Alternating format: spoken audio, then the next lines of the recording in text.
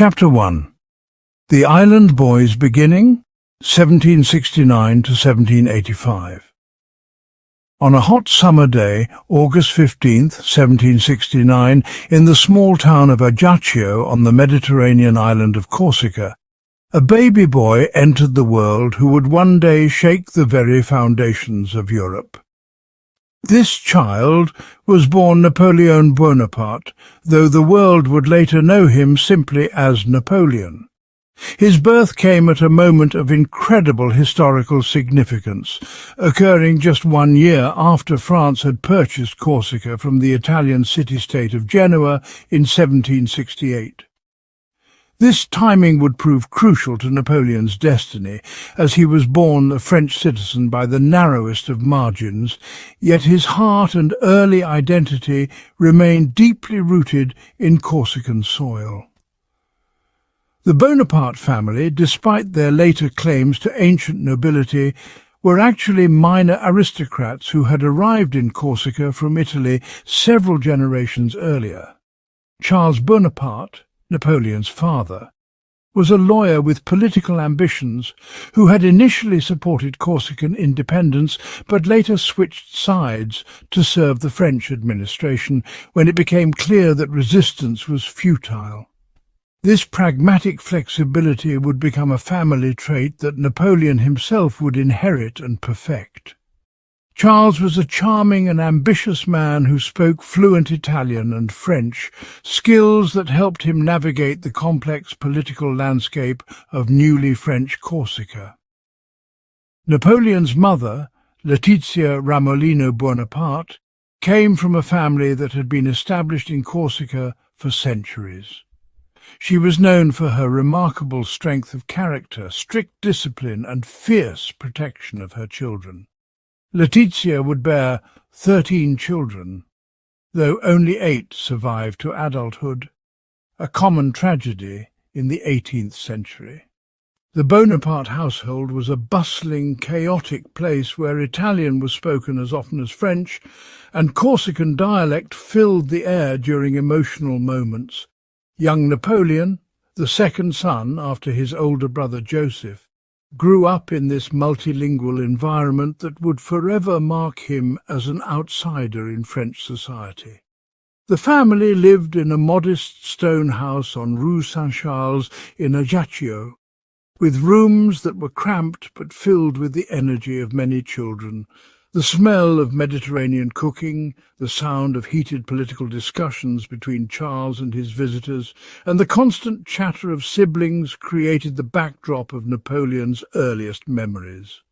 This environment taught him to fight for attention, to speak loudly to be heard, and to develop the quick wit necessary to survive in a competitive household. The island of Corsica itself was a world apart from mainland France, with its own customs, traditions, and fierce sense of independence. The Corsican landscape was rugged and beautiful, with mountains that seemed to touch the sky, and coastal areas where the blue Mediterranean stretched endlessly toward Italy. This dramatic geography would later influence Napoleon's understanding of terrain and its military importance. Corsican society was built around family loyalty, personal honour, and the settling of disputes through vendetta if necessary. These values seeped into young Napoleon's consciousness, teaching him that loyalty must be earned, and that enemies should never be underestimated or forgiven lightly. During Napoleon's early childhood, the island was still adjusting to French rule, and many Corsicans harboured deep resentment toward their new masters. The greatest hero of Corsican independence was Pasquale Paoli, a remarkable leader who had established a democratic constitution for Corsica and created a brief period of independence before being defeated by French forces in 1769, just months before Napoleon's birth. Paoli had been forced into exile in England, but his legend lived on in Corsican hearts and minds. Charles Bonaparte had initially served as Paoli's secretary and supporter, fighting alongside him for Corsican independence at the Battle of Ponte Novo in 1769. However, When Paoli's cause was clearly lost, Charles made the pragmatic decision to submit to French authority and even sent his sons to French schools, a choice that would seem treacherous to some Corsicans but proved essential to Napoleon's future success. Young Napoleon absorbed stories about Paoli from his father and other Corsican patriots who visited their home. These tales of a leader who had stood up to the mighty French army and created a republic based on democratic principles fired the boy's imagination and planted the seeds of his own political ambitions. Paoli became Napoleon's first hero, a man who combined military skill with political vision, qualities that Napoleon would later seek to emulate and surpass. The influence of Paoli's example taught Napoleon that ordinary men could rise to extraordinary heights through determination, intelligence, and the ability to inspire others to follow them. The Bonaparte children were raised with strict discipline by their mother Letizia, who believed that hardship and challenge built character. She would often tell her children stories of their ancestors' courage and emphasize that they must never show weakness or accept defeat. This upbringing created a competitive atmosphere among the siblings, with each child fighting for recognition and resources.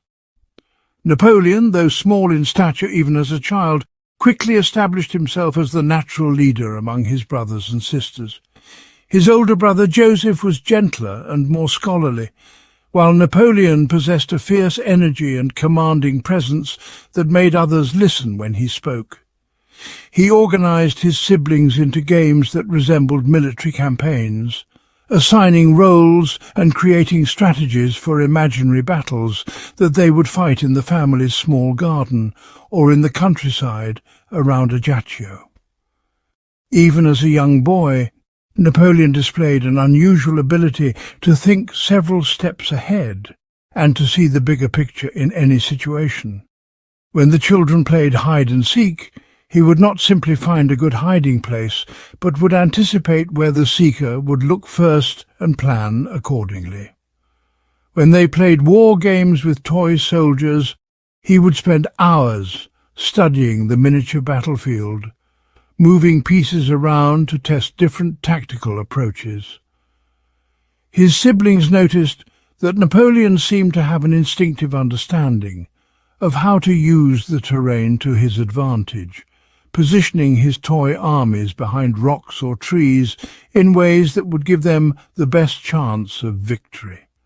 Napoleon's education began at home, where his parents emphasized the importance of learning and self-improvement.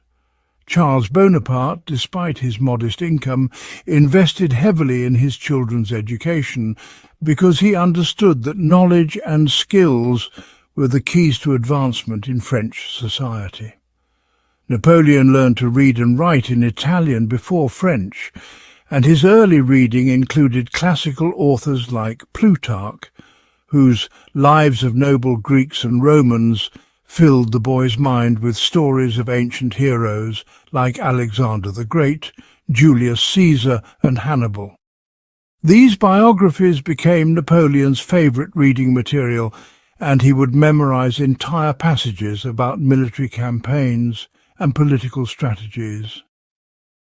The young boy was particularly fascinated by Alexander the Great, who had conquered most of the known world before his death at age 32, and by Julius Caesar, who had transformed the Roman Republic into an empire through his military genius and political skill.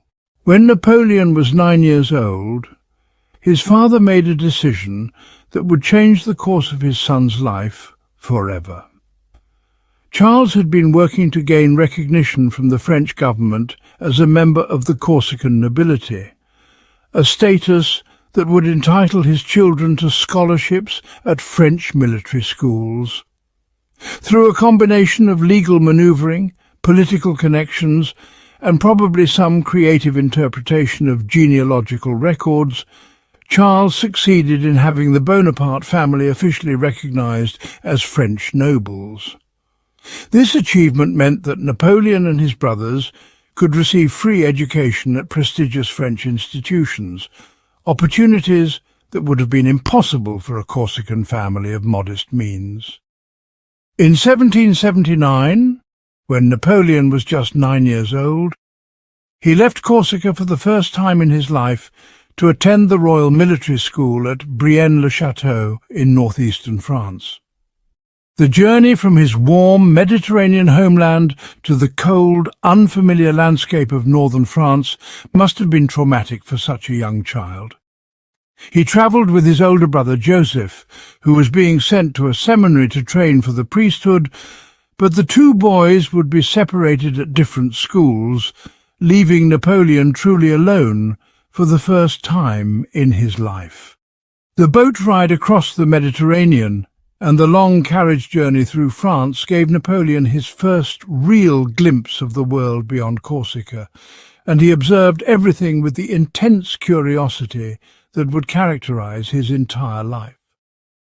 The Royal Military School at Brienne was a world completely different from anything Napoleon had ever experienced.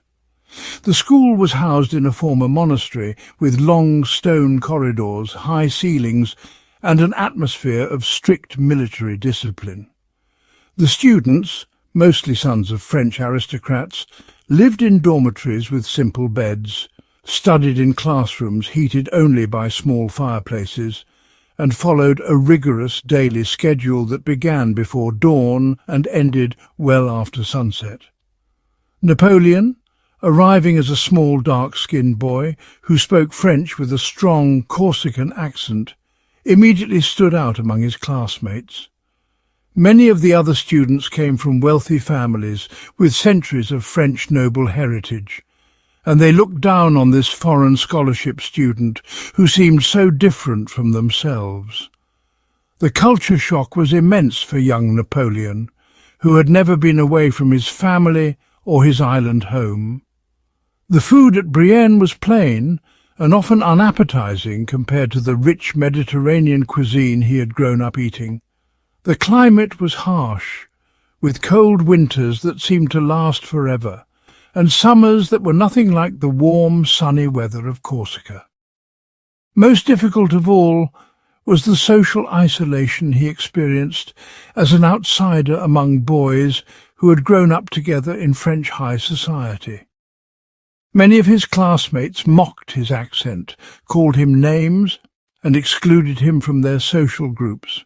This treatment hurt deeply, but it also strengthened Napoleon's determination to prove himself superior to those who looked down on him. Despite these challenges, Napoleon threw himself into his studies with remarkable intensity and focus. The curriculum at Brienne was designed to prepare young men for careers as military officers, and it included mathematics, geography, history, Latin, German, and, of course, military science and tactics. Napoleon struggled initially with the French language, particularly with writing essays and literary analysis, but he excelled in subjects that required logical thinking and problem-solving. Mathematics became one of his strongest subjects, and he displayed an almost supernatural ability to perform complex calculations in his head. His geography studies were enhanced by his natural curiosity about the world and his excellent memory for details about different countries, their resources, and their strategic importance. History was perhaps Napoleon's favourite subject, and he devoured accounts of famous military campaigns with the enthusiasm that other boys reserved for adventure stories. He studied the campaigns of Alexander the Great, Julius Caesar, Gustavus Adolphus, and Frederick the Great, analysing their strategies and trying to understand what made them successful. Napoleon's teachers noticed that he had an unusual ability to see patterns in historical events and to understand the connections between geography, politics, and military success. He would spend hours in the school library reading everything he could find about warfare, government, and the rise and fall of empires. The military training at Brienne was rigorous and comprehensive, designed to produce officers who could lead French armies in the field. Students learned drill formations, weapons handling, fortification construction, and the principles of artillery, cavalry, and infantry tactics. Napoleon showed particular aptitude for artillery, the most technical and mathematically demanding branch of the military. Artillery required not only courage and leadership skills, but also precise calculations of angles, distances and trajectories to accurately place cannonballs on target. Napoleon's mathematical gifts made him naturally suited to this challenging field, and he began to develop the expertise that would later make him one of history's greatest masters of artillery warfare. Physical education and military exercises were an important part of the Brienne curriculum, and here Napoleon faced some of his greatest challenges. He was smaller and physically weaker than most of his classmates, and he struggled with some of the more demanding physical activities.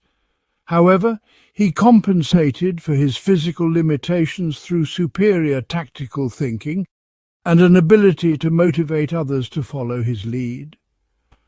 During military exercises, Napoleon would often be chosen as a leader despite his small size, because his classmates recognized his strategic skills and his ability to develop winning plans. One particular incident during Napoleon's time at Brienne became legendary among military historians and biographers, though the exact details have been embellished over the years through repeated telling. During the winter of 1783, when Napoleon was 14 years old, heavy snow fell on the school grounds, creating perfect conditions for the students to engage in elaborate war games. The boys divided into two armies and began building snow fortifications and preparing for battle. What started as simple fun soon evolved into a sophisticated military exercise under Napoleon's direction. Napoleon quickly emerged as the general of one of the armies, and he approached the snowball fight with the same seriousness that he brought to his academic studies. He carefully surveyed the terrain, identifying the high ground that would provide the best defensive positions and the low areas where attacking forces would be vulnerable. He organized his fellow students into different units, assigning some as infantry to build fortifications and engage in direct combat, others as artillery to prepare large stockpiles of snowballs, and still others as scouts to gather intelligence about enemy positions and movements. The young Napoleon demonstrated remarkable organizational skills as he directed the construction of an elaborate snow fortress complete with walls, bastions, and protected firing positions. He understood intuitively that victory would depend not just on throwing snowballs accurately, but on controlling the battlefield and forcing the enemy to attack from disadvantageous positions. His army built their fortifications on higher ground, which allowed them to bombard attacking forces while remaining relatively protected themselves. Napoleon also established supply lines to ensure that his troops would have adequate ammunition in the form of pre-made snowballs stored in strategic locations throughout their defensive positions. When the battle began, Napoleon's tactical superiority became immediately apparent. While the opposing army launched disorganized charges that were easily repelled, Napoleon coordinated his forces to execute flanking maneuvers and concentrated attacks that overwhelmed enemy positions one by one. He demonstrated an early understanding of the principle of concentrating superior force at the decisive point, a concept that would become central to his later military philosophy. His army's victory was so complete and his tactical performance so impressive that the school's military instructors took notice and began to see this young Corsican student in a new light. This snowball fight revealed several characteristics that would define Napoleon's military genius throughout his career. First, he showed an intuitive understanding of terrain and how to use geographical features to tactical advantage. Second, he demonstrated exceptional organizational skills and the ability to coordinate multiple units in complex operations. Third, he displayed natural leadership qualities that made other students willing to follow his orders, even when they came from someone younger and smaller than themselves. Finally, he showed the kind of strategic thinking that looks beyond immediate tactical concerns to consider the broader objectives and long-term consequences of military actions. Napoleon's choice to focus on artillery rather than cavalry or infantry also revealed something important about his character and intellectual approach to warfare. Artillery was considered the most scientific and technical branch of the military, requiring extensive mathematical knowledge and precision in calculations. Officers in the cavalry and infantry could succeed through courage, physical strength, and inspirational leadership.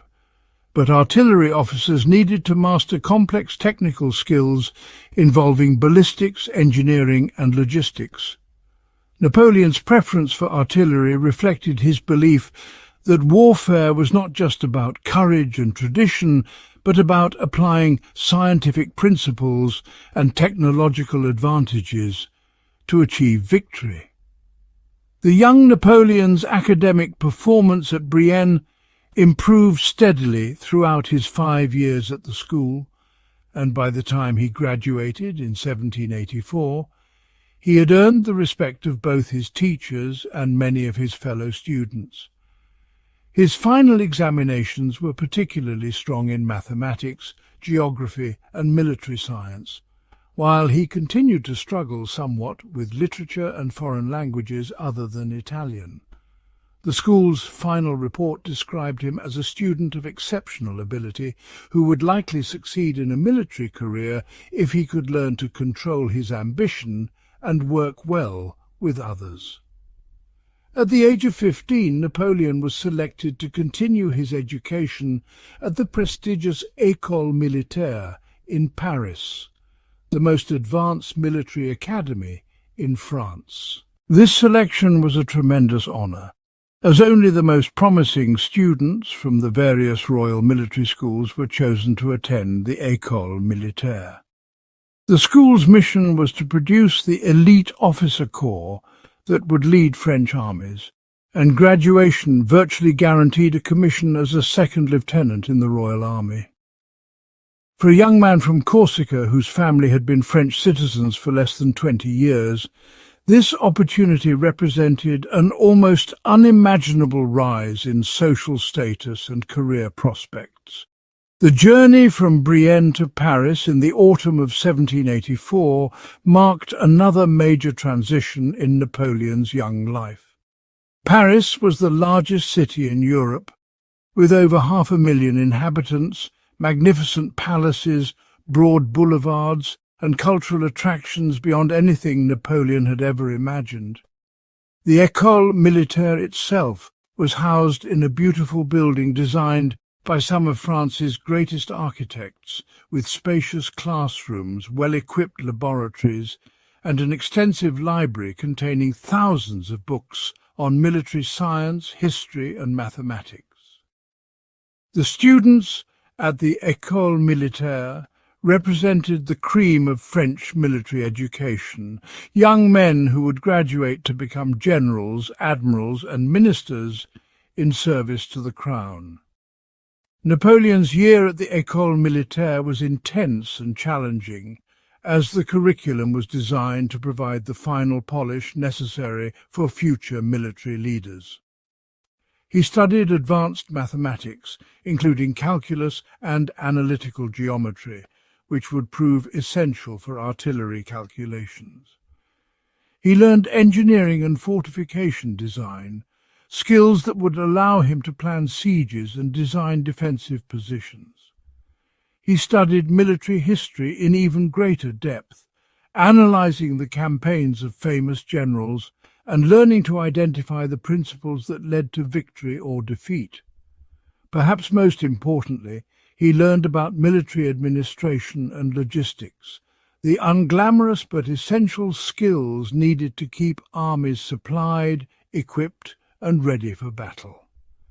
During his time in Paris, Napoleon also experienced the intellectual and cultural life of one of Europe's great capitals. He visited museums, attended theatrical performances, and spent countless hours in bookshops and libraries reading everything he could find about history, politics, and military science. The city exposed him to new ideas about government, society, and human nature that would later influence his approach to leadership and administration. He began to develop a more sophisticated understanding of economics, law, and diplomacy, subjects that would prove crucial when he later assumed political power. Napoleon's graduation from the École Militaire in September 1785 marked the end of his formal education and the beginning of his military career.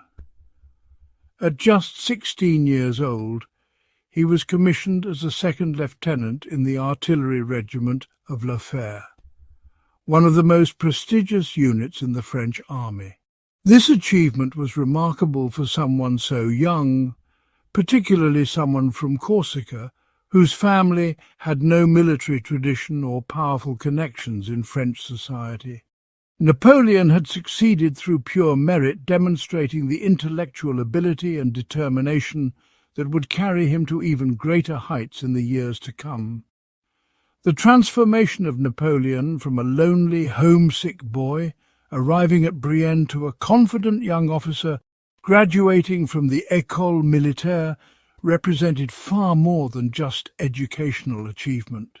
These formative years had shaped his character, refined his natural abilities, and given him the knowledge and skills necessary for military leadership.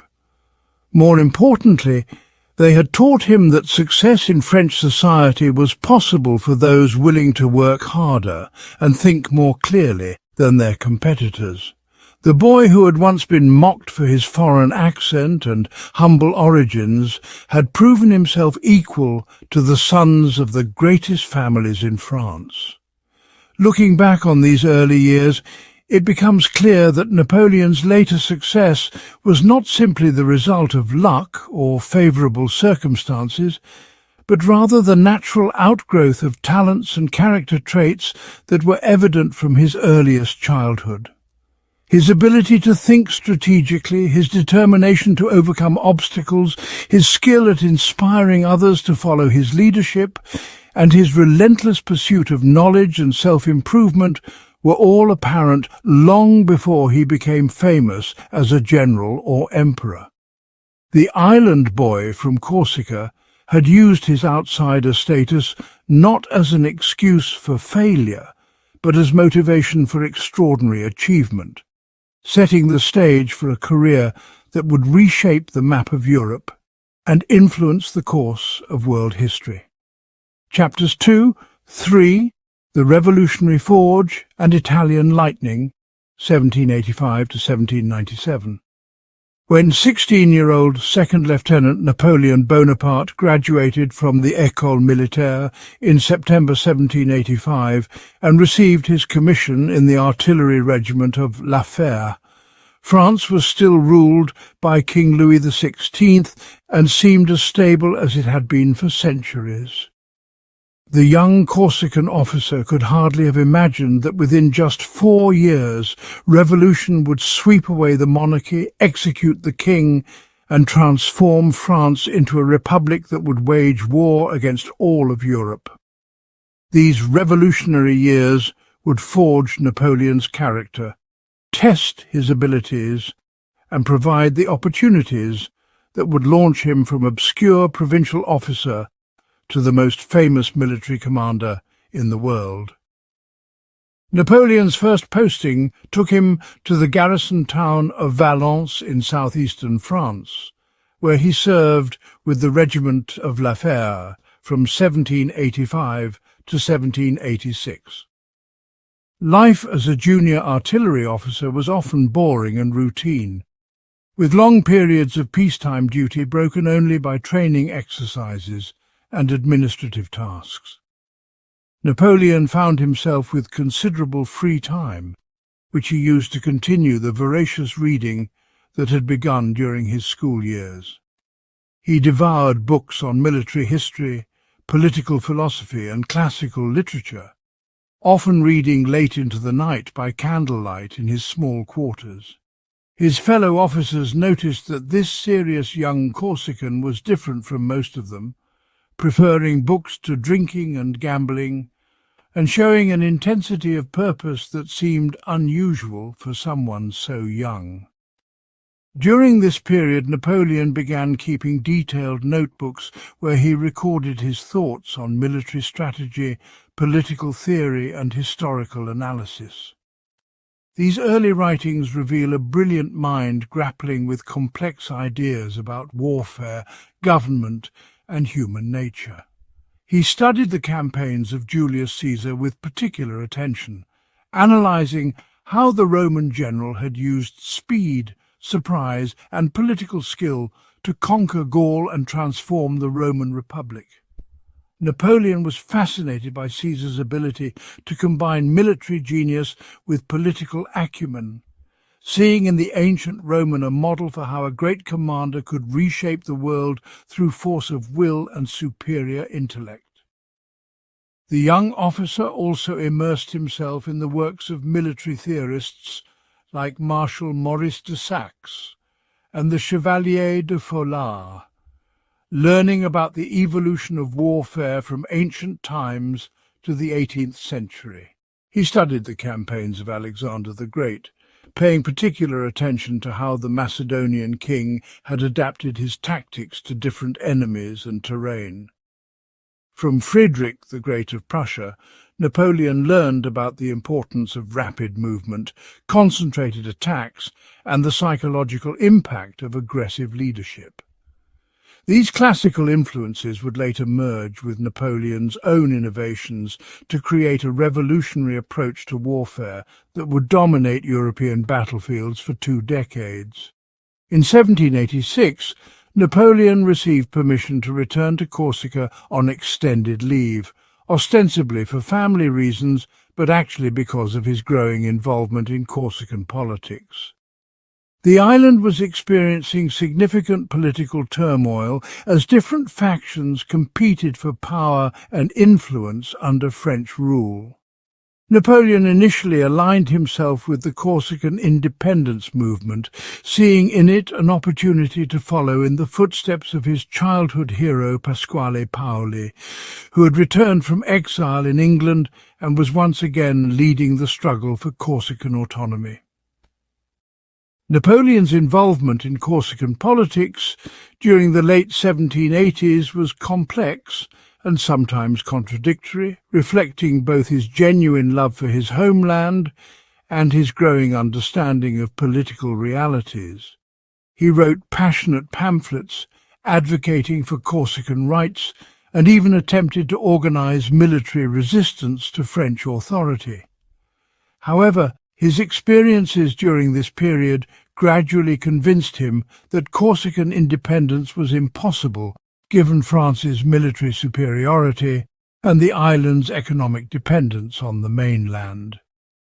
This realization marked a crucial turning point in Napoleon's political development, as he began to see that success lay not in opposing French power, but in harnessing it for his own purposes. The French Revolution erupted in 1789, while Napoleon was serving with his regiment in Auxonne, and the young officer watched with fascination as events unfolded in Paris. The revolution's ideals of liberty, equality, and fraternity appealed to Napoleon's democratic instincts and his resentment of aristocratic privilege.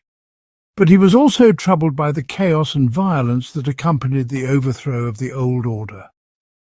His letters from this period reveal a complex mixture of excitement about the possibilities for social change and concern about the dangers of mob rule and political extremism. Napoleon's military career stagnated during the early years of the Revolution as the old royal army was purged of aristocratic officers and reorganized according to revolutionary principles. Many experienced officers fled France or were dismissed, creating opportunities for promotion, but also leaving the army in a state of confusion and inefficiency. Napoleon used this period of uncertainty to continue his studies and maintain his connections with various political factions, positioning himself to take advantage of whatever opportunities might arise. The transformation of Napoleon from a provincial artillery officer to a figure of national importance began in 1793 during the siege of Toulon, a crucial port city on France's Mediterranean coast. Toulon had been seized by royalist rebels who invited British and Spanish fleets to occupy the harbour, creating a serious threat to the revolutionary government. The city's capture by foreign forces was particularly dangerous because it provided a base for enemy operations against France's southern coast and threatened to inspire similar rebellions in other regions. The French revolutionary forces besieging Toulon faced a seemingly impossible task. The city was strongly fortified, defended by experienced British and Spanish naval forces, and supplied by sea in a way that made traditional siege tactics ineffective. The French commanders had been attempting to recapture Toulon for several months without success, and morale among the revolutionary troops was deteriorating as winter approached. Into this desperate situation came 24-year-old Captain Bonaparte, assigned to the artillery because of his technical expertise and mathematical skills.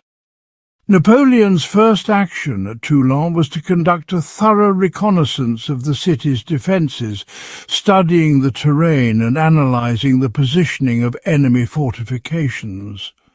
What he observed convinced him that the French were approaching the siege incorrectly.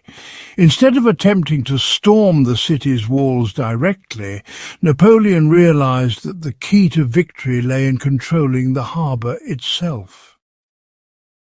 If French artillery could be positioned to dominate the anchorage, the British and Spanish fleets would be forced to withdraw, cutting off supplies to the defenders and making the city's capture inevitable.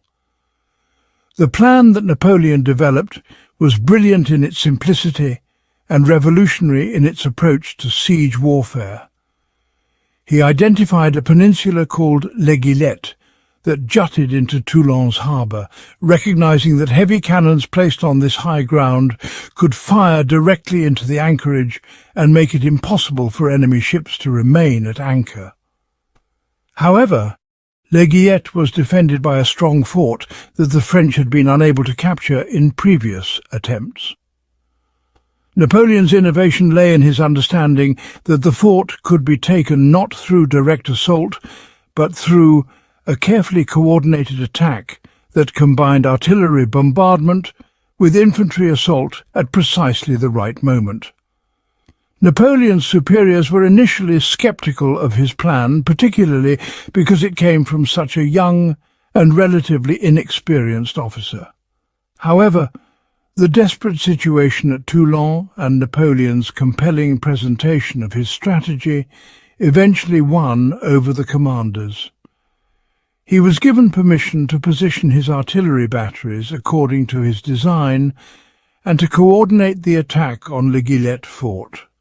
The success of this operation would depend entirely on Napoleon's ability to calculate firing angles, coordinate multiple units, and time the assault perfectly. The attack on Les Guillettes began with a devastating artillery bombardment directed by Napoleon himself, who personally sighted many of the cannons to ensure maximum accuracy. His mathematical training proved invaluable as he calculated trajectories and adjusted fire to compensate for wind and distance. When the bombardment had sufficiently weakened the fort's defences, Napoleon coordinated a simultaneous infantry assault that overwhelmed the defenders and captured the position. With French artillery now dominating the harbour, the British and Spanish fleets were forced to evacuate, and Toulon surrendered within days. The success at Toulon catapulted Napoleon from obscurity to national prominence virtually overnight. His innovative tactics and personal courage during the siege impressed not only his military superiors, but also the political representatives who had been sent to oversee the operation. Among these was Augustin Robespierre, younger brother of the famous revolutionary leader Maximilien Robespierre, who became one of Napoleon's earliest and most important political patrons. The connection with the Robespierre family introduced Napoleon to the inner circles of revolutionary politics and gave him access to powerful figures who would later support his career advancement. Napoleon's promotion to brigadier general at age 24 was unprecedented in the French army and marked the beginning of his rise to supreme command. The promotion came not only because of his tactical brilliance at Toulon, but also because of his ability to combine military skill with political awareness. Napoleon understood that success in revolutionary France required not just military competence, but also the ability to navigate the complex and dangerous world of revolutionary politics. His association with the Jacobins, the most radical faction of the revolution, provided him with powerful allies but also exposed him to considerable risk if political winds shifted. The period following Napoleon's promotion was marked by intense political turmoil, as different revolutionary factions struggled for control of the government. The Reign of Terror, led by Maximilien Robespierre, reached its peak in 1793 and 1794, with thousands of suspected enemies of the revolution being executed by guillotine. Napoleon's association with the Robespierre brothers placed him in a dangerous position when Maximilien was himself overthrown and executed in July 1794. Napoleon was briefly imprisoned as a suspected Jacobin sympathizer, and his military career seemed to be over before it had truly begun. However, Napoleon's technical expertise and proven military ability made him too valuable to discard permanently.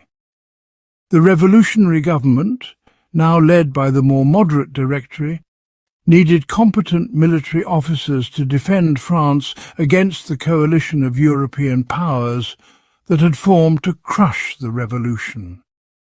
Napoleon was released from prison and gradually rehabilitated, though he remained under political suspicion for several years. During this period, he continued his military education and developed many of the strategic concepts that would later make him famous. Napoleon's return to active military service came in 1795, when he was appointed to suppress a royalist uprising in Paris. The incident, known as the 13 Vendémiaire uprising, saw Napoleon use artillery to disperse crowds of royalist demonstrators who were attempting to overthrow the Directory government. His famous phrase about using a whiff of grape shot to scatter the rebels became legendary, though the actual event was less dramatic than later propaganda suggested. Nevertheless, this action demonstrated Napoleon's willingness to use military force in support of the revolutionary government and helped restore his political standing. The most significant development in Napoleon's personal life during this period was his marriage to Josephine de Beauharnais in March 1796. Josephine was a remarkable woman whose life story reflected the turbulent nature of revolutionary France. Born Marie-Joseph Rose Tacher de la Pagerie on the Caribbean island of Martinique, she had married Viscount Alexandre de Beauharnais, a liberal aristocrat who had supported the early stages of the revolution but was eventually executed during the Terror. Josephine herself had been imprisoned and narrowly escaped the guillotine, emerging from the experience as a survivor who understood the importance of political connections and social flexibility.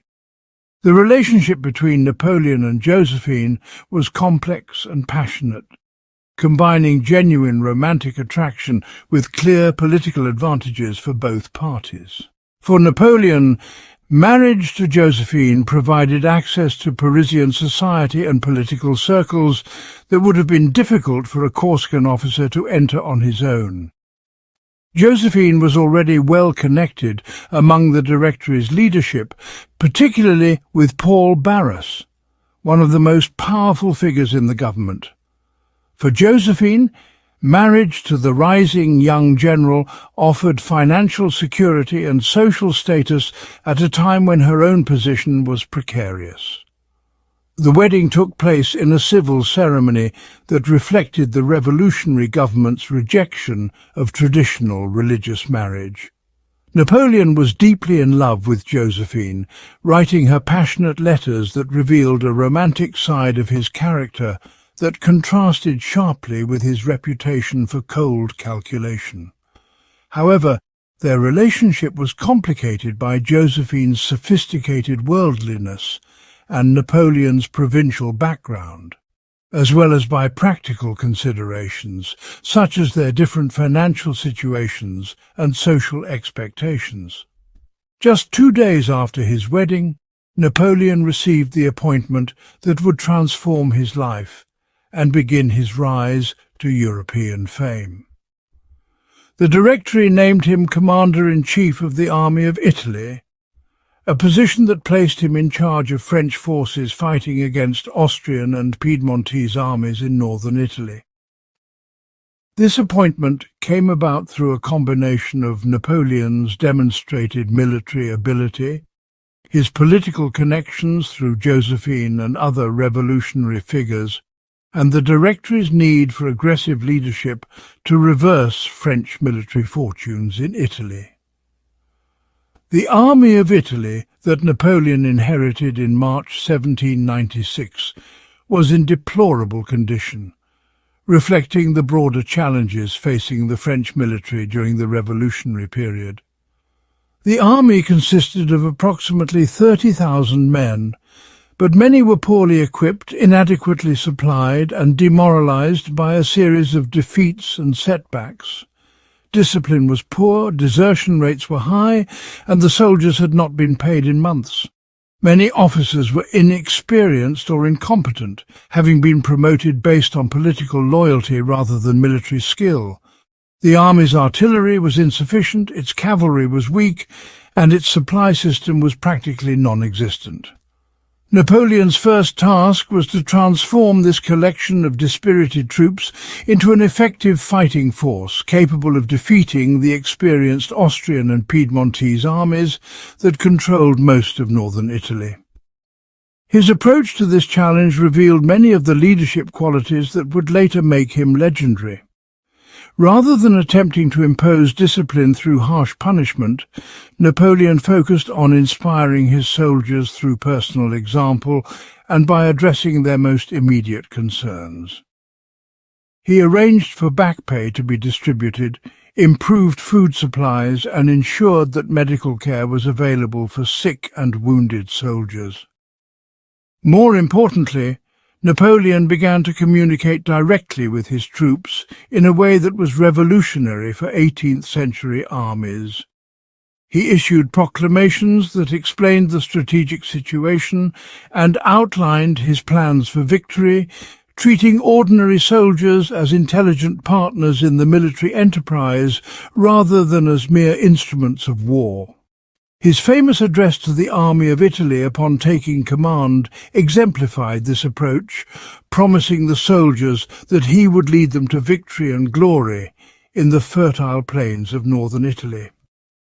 This direct communication with the ranks created a personal bond between Napoleon and his soldiers that would become one of his greatest strengths as a commander. The strategic situation facing Napoleon in Italy was extremely challenging. but also presented opportunities for a commander willing to take risks and think creatively. The Austrian and Piedmontese forces significantly outnumbered the French with approximately 52,000 troops compared to Napoleon's 30,000. However, the enemy forces were divided into separate armies that were not effectively coordinated, creating the possibility that a mobile French force could defeat them in detail by attacking one army before the other could provide support. Napoleon's plan, which he developed during his first weeks in command, was based on the principle of concentrating superior force at the decisive point. Rather than attempting to defend French positions or conduct a cautious advance, he would use the mobility and enthusiasm of his troops to strike rapidly at the junction between the Austrian and Piedmontese armies, forcing them to fight separately rather than together. This strategy required precise timing, excellent intelligence about enemy movements, and the ability to move French forces rapidly across difficult terrain. The campaign that followed, known as the Montenotte campaign, began in April 1796 and demonstrated Napoleon's military genius for the first time on a large scale. The opening phase of the campaign involved a series of rapid marches and surprise attacks that confused and demoralized the enemy while concentrating French forces at key strategic points. Napoleon's use of artillery was particularly innovative, as he concentrated his cannons to create devastating firepower at crucial moments rather than distributing them evenly along his battle line as was traditional practice. The Battle of Montenotte on April 12, 1796, marked Napoleon's first major independent victory and established many of the tactical principles that would characterize his later campaigns. The French army, moving with unprecedented speed, caught an Austrian force by surprise and destroyed it through a combination of aggressive infantry assault and concentrated artillery fire. Napoleon's personal leadership during the battle was exemplary, as he moved constantly along the battle line, encouraging his troops and adjusting tactics in response to changing conditions. The victory at Montenotte was followed by a series of successful engagements that systematically destroyed Austrian and Piedmontese resistance in northwestern Italy. The Battle of Millesimo on April 13th and 14 demonstrated Napoleon's ability to coordinate multiple columns in complex manoeuvres, while the Battle of Dago on April 14th and 15 showed his skill in fighting defensive battles when necessary. Each victory built upon the previous one, creating momentum that carried the French army forward and demoralized their enemies. Napoleon's approach to warfare during the Italian campaign represented a fundamental break with 18th-century military practice. Traditional military doctrine emphasized careful planning, methodical advances, and the preservation of forces through defensive tactics. Battles were fought according to established patterns, with armies deploying in long lines and engaging in formal combat that often resulted in limited casualties and inconclusive results. Napoleon revolutionized this approach by emphasizing speed, surprise, and the concentration of force at decisive points. The principle of march divided, fight united became central to Napoleon's tactical system during the Italian campaign. This meant that French forces would advance towards the enemy in separate columns that could move rapidly and independently, but would concentrate at the moment of battle to achieve local superiority over enemy forces. This system required excellent staff work, reliable communication, and precise timing, but it allowed Napoleon to achieve tactical surprise and overwhelm enemies who were still deploying according to traditional patterns. Napoleon's integration of artillery, infantry, and cavalry in coordinated attacks was another revolutionary aspect of his military system.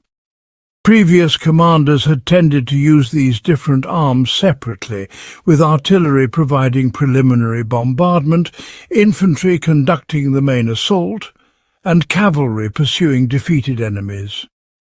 Napoleon developed tactics that combined all three arms in simultaneous attacks that maximized their mutual support and created devastating effects on enemy formations. The personal leadership style that Napoleon developed during the Italian campaign became legendary throughout Europe and helped establish the foundation of his political power. Unlike most 18th century generals who commanded from safe positions behind their armies, Napoleon habitually placed himself at the point of greatest danger, sharing the risks and hardships of his soldiers. This approach not only inspired tremendous loyalty among his troops, but also gave him immediate knowledge of battlefield conditions that allowed him to make rapid tactical adjustments. Napoleon's practice of learning the names of individual soldiers and recognizing acts of courage created a personal connection with his army that was unprecedented in European military history. Soldiers who had been ignored or mistreated by aristocratic officers found themselves addressed by name by their commanding general, creating a sense of personal investment in the army's success. This relationship between Napoleon and his soldiers became one of the most important factors in his military success and political rise. The Battle of Lodi on May 10, 1796, marked a crucial turning point in both the Italian campaign and Napoleon's personal development as a military leader. The battle was fought for control of a strategic bridge over the Adda River, and it demonstrated Napoleon's personal courage and tactical skill in a way that impressed both his soldiers and his enemies. During the height of the battle, Napoleon personally helped aim and fire cannons at the Austrian positions, earning the nickname Le Petit Caporal, the Little Corporal, from his admiring troops. The victory at Lodi opened the road to Milan and marked the beginning of French domination in northern Italy. However, the battle's significance went beyond its immediate tactical results. Napoleon later wrote that it was at Lodi that he first realized he was destined for greatness, that he was not merely a competent military officer, but a man who could change the course of history. This moment of self-recognition marked the beginning of Napoleon's transformation from talented general to aspiring conqueror.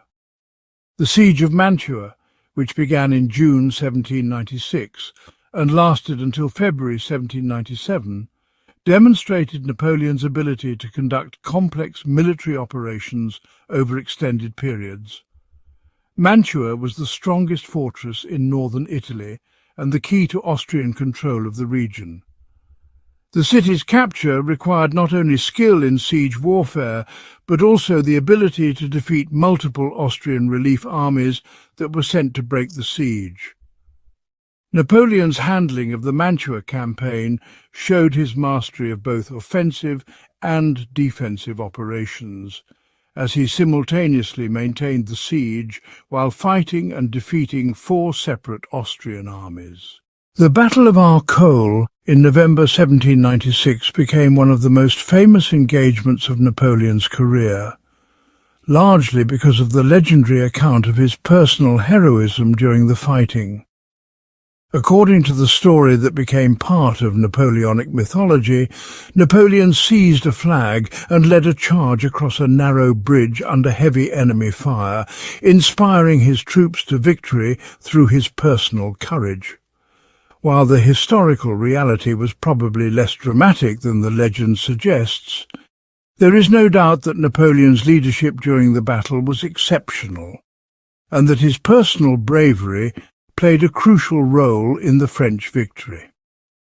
The propaganda value of the Arcole story was immense, and Napoleon himself helped promote the legend through his bulletins and communications with the French government.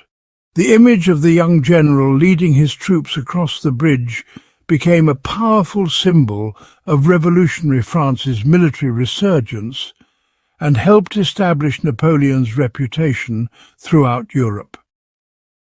The famous painting by Antoine Gingras, which depicted Napoleon at Arcole holding a flag and pointing toward the enemy, became one of the most recognizable images of the Napoleonic era and helped create the romantic legend that would outlast the man himself.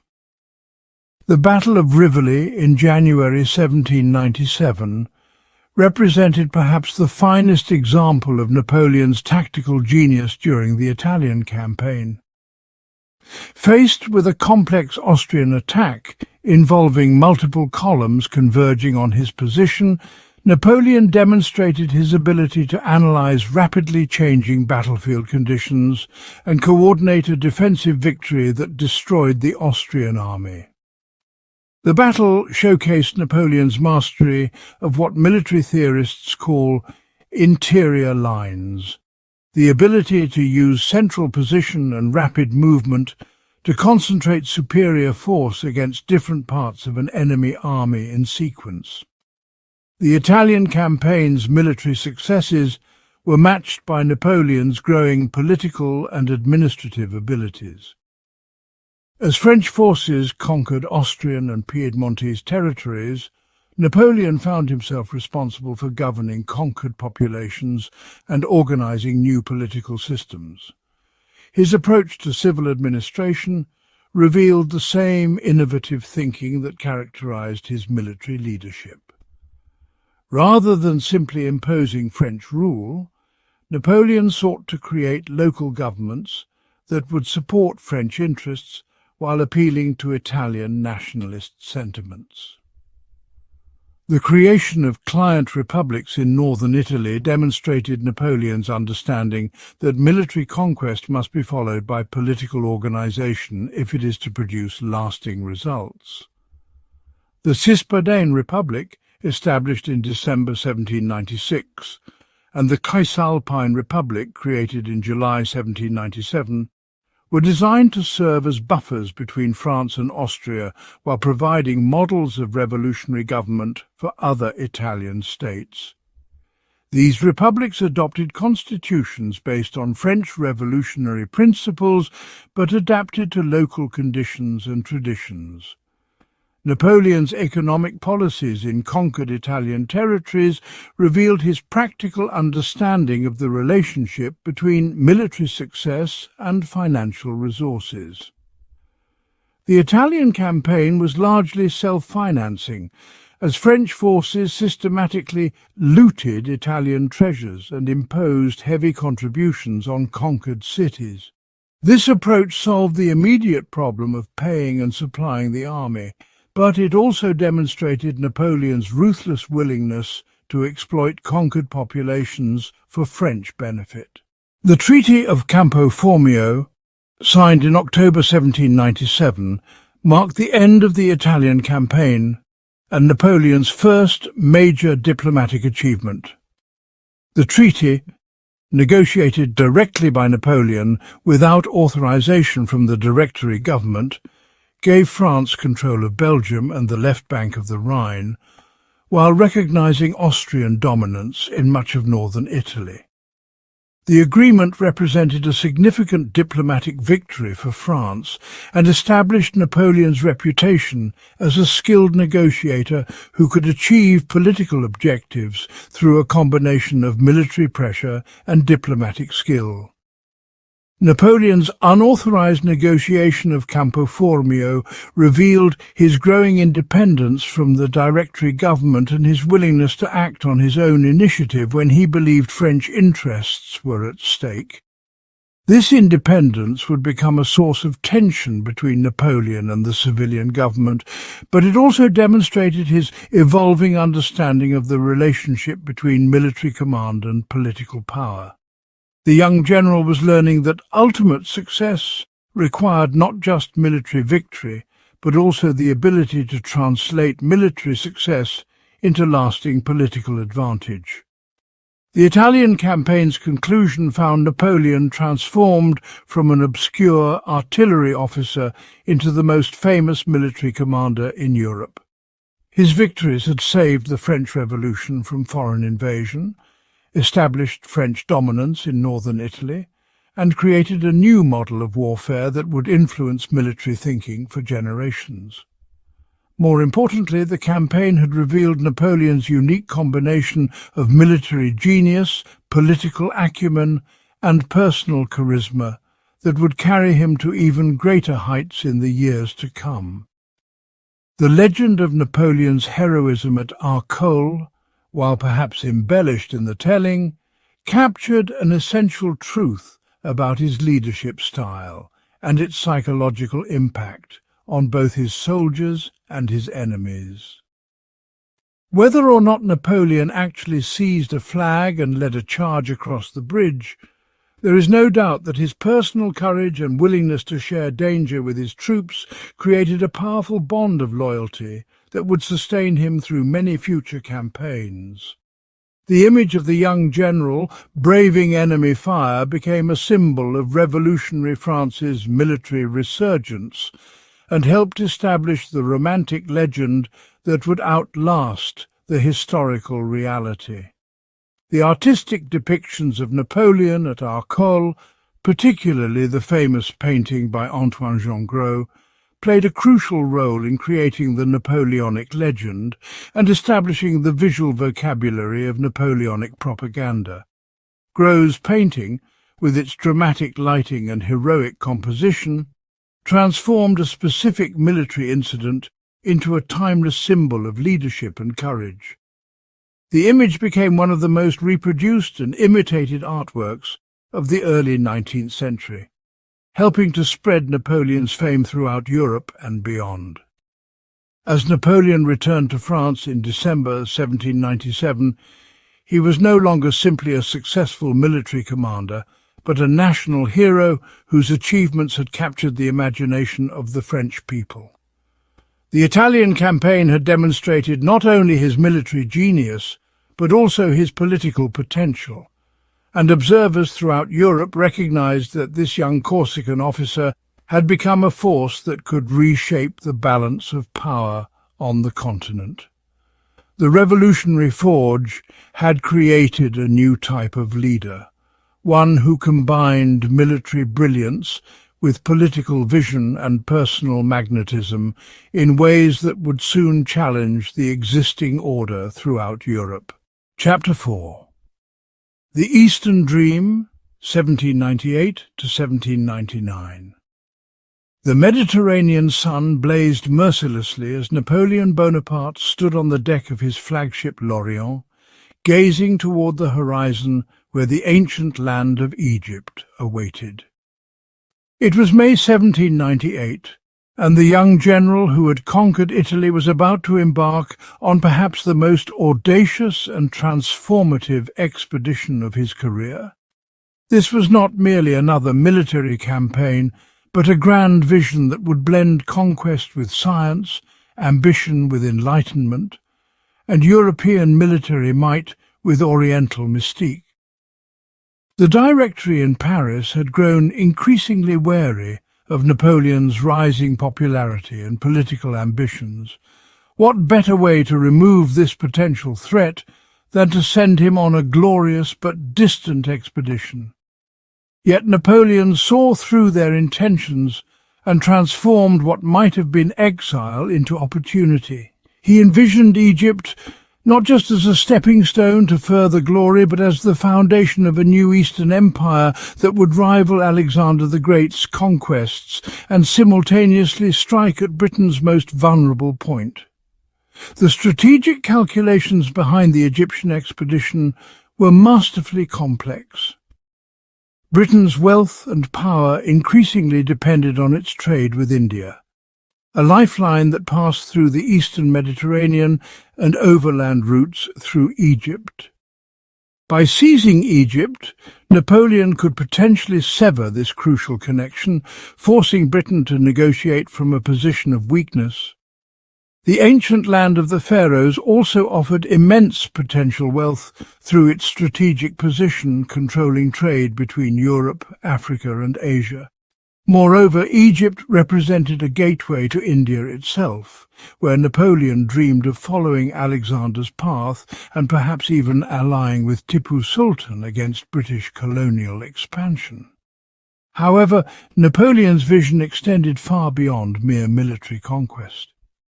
In an unprecedented move that would define the entire character of the expedition, he insisted on bringing along 167 scholars, scientists, artists and intellectuals.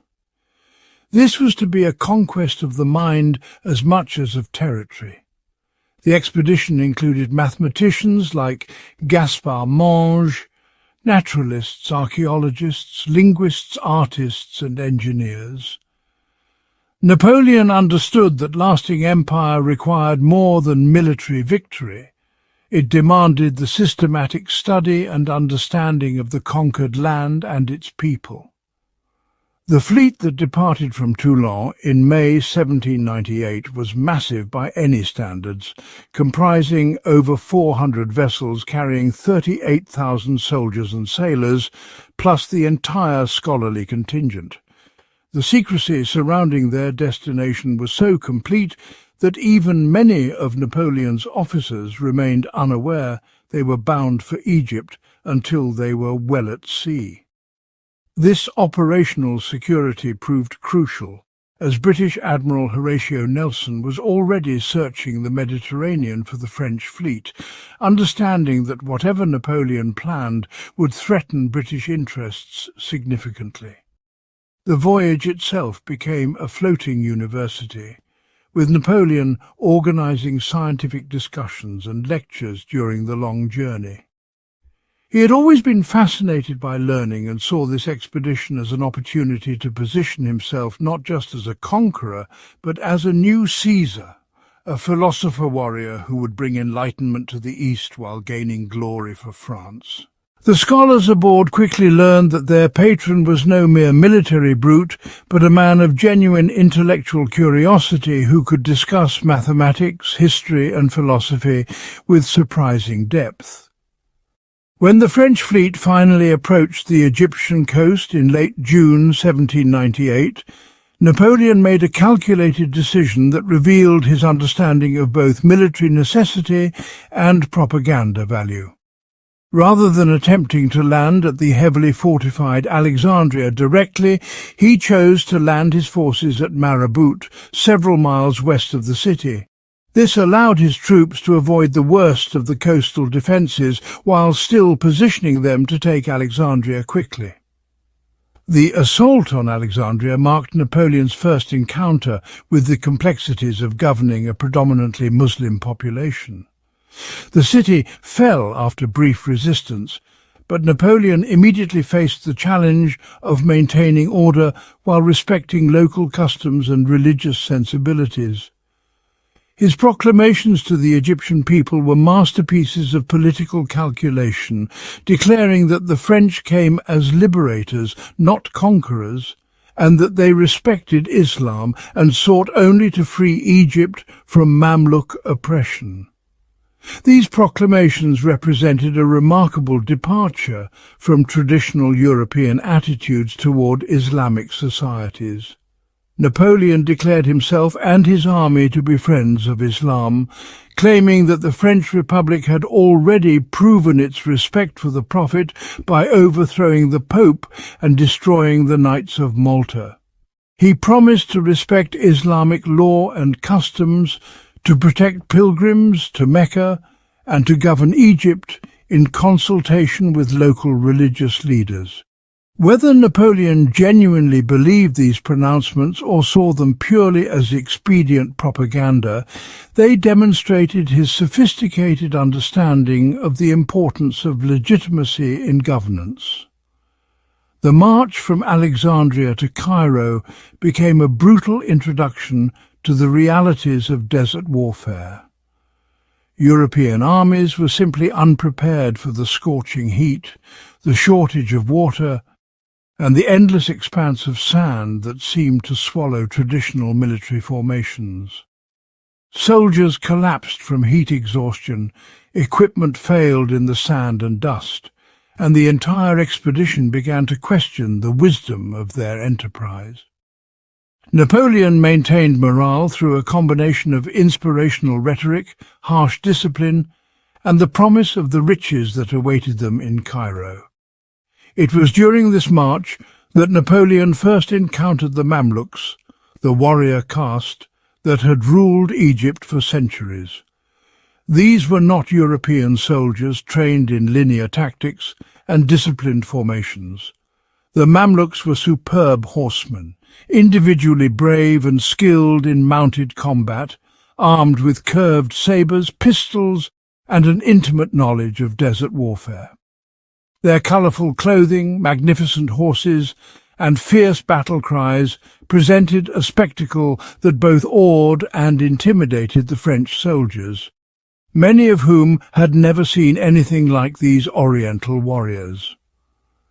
The climactic confrontation came on July 21st, 1798, at the Battle of the Pyramids, though the actual pyramids were still some distance away.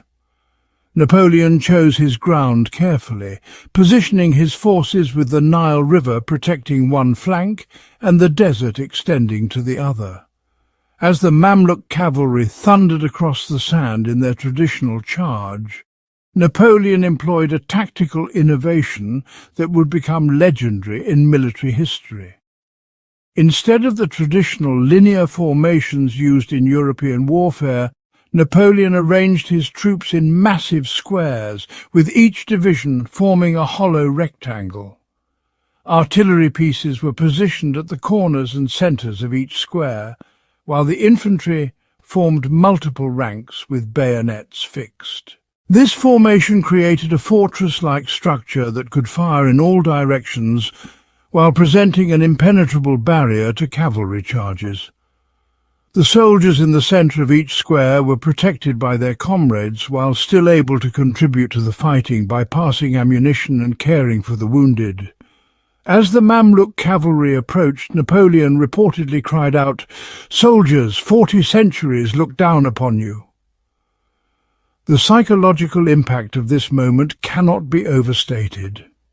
Here were French soldiers, heirs to the revolution that had shaken Europe, fighting in the shadow of monuments built by pharaohs whose names echoed through history. The weight of ages seemed to press down upon the battlefield, transforming a mere military engagement into a clash between civilizations.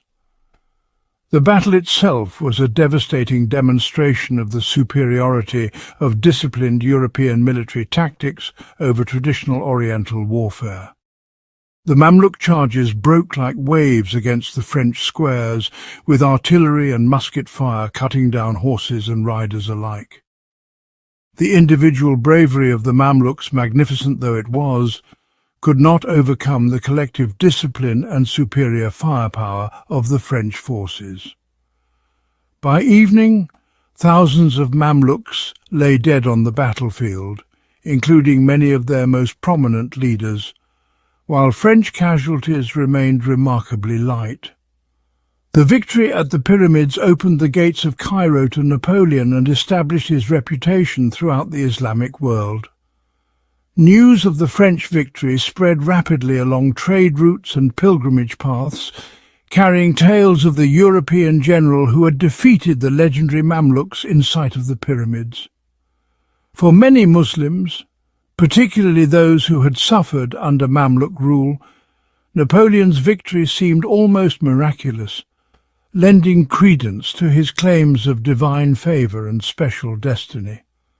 Cairo itself presented Napoleon with both opportunities and challenges unlike anything in his previous experience. The city was a cosmopolitan centre of Islamic learning and commerce, home to scholars, merchants, and religious leaders from across the Islamic world.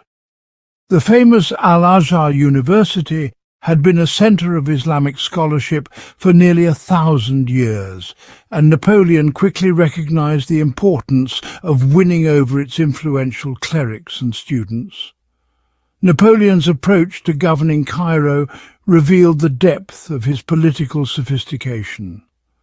Rather than imposing direct French rule, he established a complex system of consultation with local leaders, religious authorities, and merchant guilds. He attended Muslim festivals, showed respect for Islamic customs, and even wore Oriental dress on ceremonial occasions.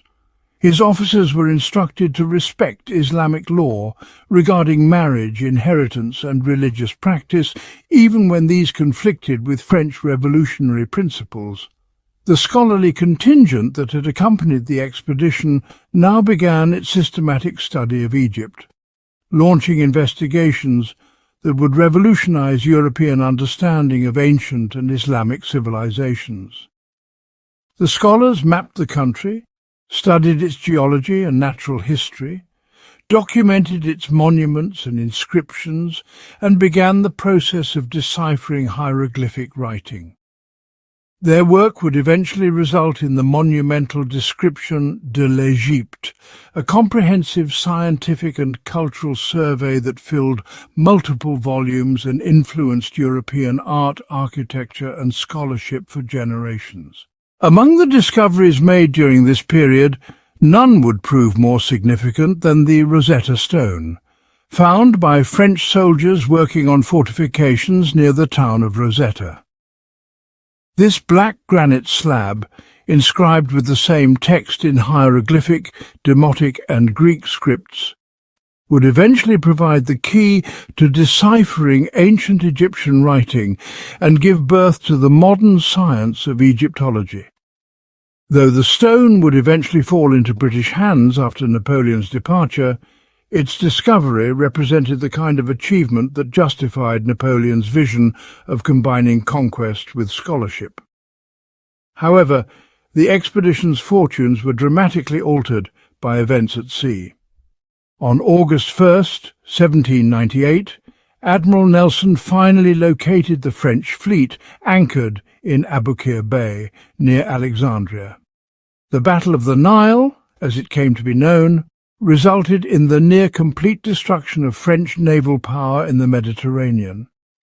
Nelson's tactical brilliance and the superior seamanship of his crews turned the battle into a catastrophic defeat for France, with Napoleon's flagship Lorient exploding in a blast that could be heard for miles.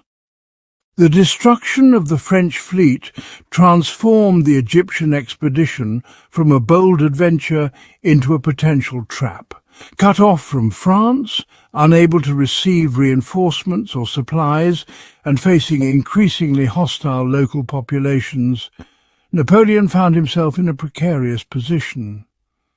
The British naval victory also emboldened Ottoman and Mamluk resistance, turning what had seemed like a conquest into an increasingly difficult occupation.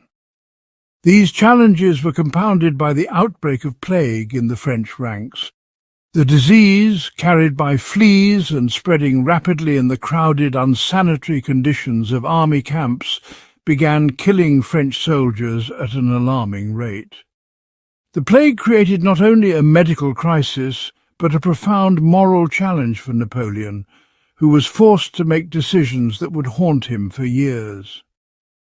When the army reached Jaffa during the subsequent Syrian campaign, Napoleon faced the horrible choice of what to do with plague-stricken soldiers who could neither fight nor be evacuated. The Syrian campaign of 1799 represented Napoleon's attempt to break out of the Egyptian trap by striking northward against Ottoman forces gathering in Syria and Palestine. This offensive began with initial successes as French forces captured Gaza, Jaffa, and several other coastal cities. However, the campaign would ultimately culminate in Napoleon's first major military failure at the fortress city of Acre. The siege of Acre, beginning in March 1799, pitted French military engineering and artillery against Ottoman determination and British naval support. The fortress, though ancient, was defended by Ahmed Pasha, known as the Butcher, a capable Ottoman commander who had been reinforced by British naval personnel and supplies. British ships could resupply the fortress by sea while simultaneously preventing French reinforcements from arriving. For 2 months, Napoleon threw his forces against Acre's walls in increasingly desperate attempts to take the city. French artillery battered the fortifications and repeated assaults were launched against the breaches, but the defenders fought with fanatical determination. The presence of Sir Sidney Smith, a British naval officer who had escaped from French captivity and now commanded the naval defence of Acre, added a personal element to the conflict that infuriated Napoleon. The failure at Acre represented more than a simple military defeat. It shattered Napoleon's image of invincibility and forced him to confront the limitations of his power. For the first time in his career, he had been forced to retreat from a siege, abandoning equipment and leaving behind wounded soldiers. The psychological impact of this failure would influence his thinking for years to come, contributing to his eventual decision to abandon the army and return to France. The retreat from Acre also forced Napoleon to confront one of the most controversial decisions of his career. Faced with plague-stricken soldiers who could not march and could not be left to face torture at Ottoman hands, Napoleon allegedly ordered that they be given lethal doses of opium. This decision, whether true or fabricated by later British propaganda, would become a permanent stain on Napoleon's reputation and raise profound questions about the moral costs of military ambition. Despite these setbacks, Napoleon demonstrated his genius for propaganda and spin control. The retreat from Syria was presented to both his army and the outside world as a strategic withdrawal, necessitated by events in Europe rather than by military failure. French bulletins spoke of victories against overwhelming odds, of heroic sacrifices, and of the army's eagerness to return to defend the Republic against renewed European coalition forces. The cultural and intellectual impact of the Egyptian expedition would prove far more lasting than its military consequences. The work of the scholarly expedition provided Europeans with their first systematic knowledge of Islamic civilization and ancient Egyptian culture. The architectural and artistic styles encountered in Egypt would influence European design for generations, introducing Oriental motifs, Egyptian revival architecture, and a new appreciation for non-European aesthetic traditions. Napoleon's own relationship with Islamic culture during this period was complex and multifaceted. While his proclamations of respect for Islam were clearly calculated for political effect, he also demonstrated genuine intellectual curiosity about Muslim theology, law, and culture. He held discussions with Islamic scholars, attended religious ceremonies, and showed a sophisticated understanding of the political and social structures of Islamic society. Whether this represented genuine conversion or clever opportunism, it demonstrated Napoleon's remarkable ability to adapt to radically different cultural contexts. The expedition also established Napoleon's reputation as a romantic figure whose adventures in the Orient captured European imaginations. The exotic setting, the mixture of scholarship and warfare, and the aura of mystery surrounding Egyptian culture all contributed to the Napoleonic legend that would inspire artists, writers, and adventurers for generations. The Oriental campaign became a crucial element in the mythology that surrounded Napoleon, helping to establish him as a figure of world historical significance rather than merely another European general. As 1799 drew to a close, Napoleon faced the reality that his Eastern dream had reached its limits. The expedition had achieved remarkable things in terms of scientific discovery and cultural exchange, but it had failed in its primary strategic objectives. Egypt remained under French control, but barely, and the Ottoman Empire was mobilizing massive forces for a counterattack. Most importantly, news from Europe suggested that the Directory was facing renewed challenges from the Second Coalition, offering Napoleon the opportunity to return and reclaim his position in French politics. The decision to abandon his army and return secretly to France in October 1799 would prove one of the most controversial and consequential of Napoleon's career. From a military perspective, it was desertion of the worst kind, leaving his soldiers stranded in a hostile land. From a political perspective, it was a masterstroke that positioned him to seize power in France at the crucial moment when the Directory was collapsing under the weight of military defeats and internal dissension. The Egyptian expedition ultimately served as a bridge between Napoleon's early career as a successful general and his later role as Emperor of the French. The lessons learned in the desert, the reputation gained through the victory at the pyramids, and the romantic aura acquired through his Oriental adventures all contributed to his political rise. The expedition also demonstrated both his visionary capacity for grand strategy and his willingness to abandon subordinates when personal ambition demanded it, traits that would define his later career as ruler of Europe. The legacy of the Eastern Dream extended far beyond Napoleon's personal career. The scientific work accomplished by the scholarly expedition revolutionized European understanding of Egypt and the broader Islamic world, contributing to the development of Oriental studies as an academic discipline. The cultural artifacts discovered and documented during the expedition influenced European art, architecture and literature throughout the 19th century. Most importantly, the expedition marked the beginning of modern European involvement in the Middle East, establishing patterns of intervention and cultural exchange that would shape the region's history for centuries to come. Chapter 5. The Coup and Consulate, 1799 to 1804. The story of how Napoleon Bonaparte transformed from a stranded general in Egypt to the ruler of France begins with a desperate gamble that would reshape European history. In the summer of 1799, Napoleon found himself trapped in a failing military campaign along the Nile, his dreams of Eastern conquest crumbling under the weight of British naval superiority and Ottoman resistance. The French expedition to Egypt, which had begun with such promise the previous year, had devolved into a strategic nightmare. Disease ravaged his army, supplies dwindled, and news from Europe painted an increasingly grim picture of French fortunes.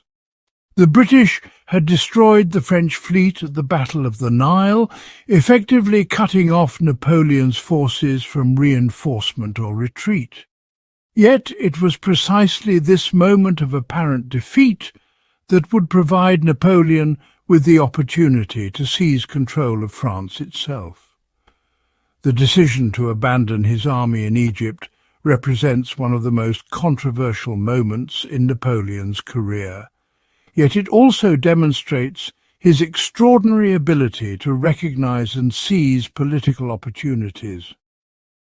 In August 1799, Napoleon secretly embarked on a small frigate with a handful of trusted associates, leaving behind nearly 40,000 soldiers under the command of General Kleber.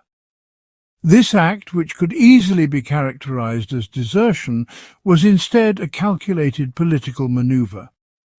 Napoleon understood that France was in crisis, and that crisis represented opportunity for a man bold enough to grasp it.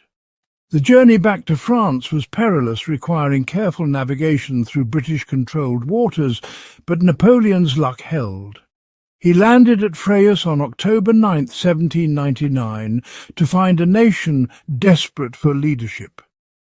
France, in 1799, bore little resemblance to the confident republic that had declared war on Europe 7 years earlier. The Directory, the five-man executive body that had governed France since 1795, had proven itself incapable of providing stable leadership.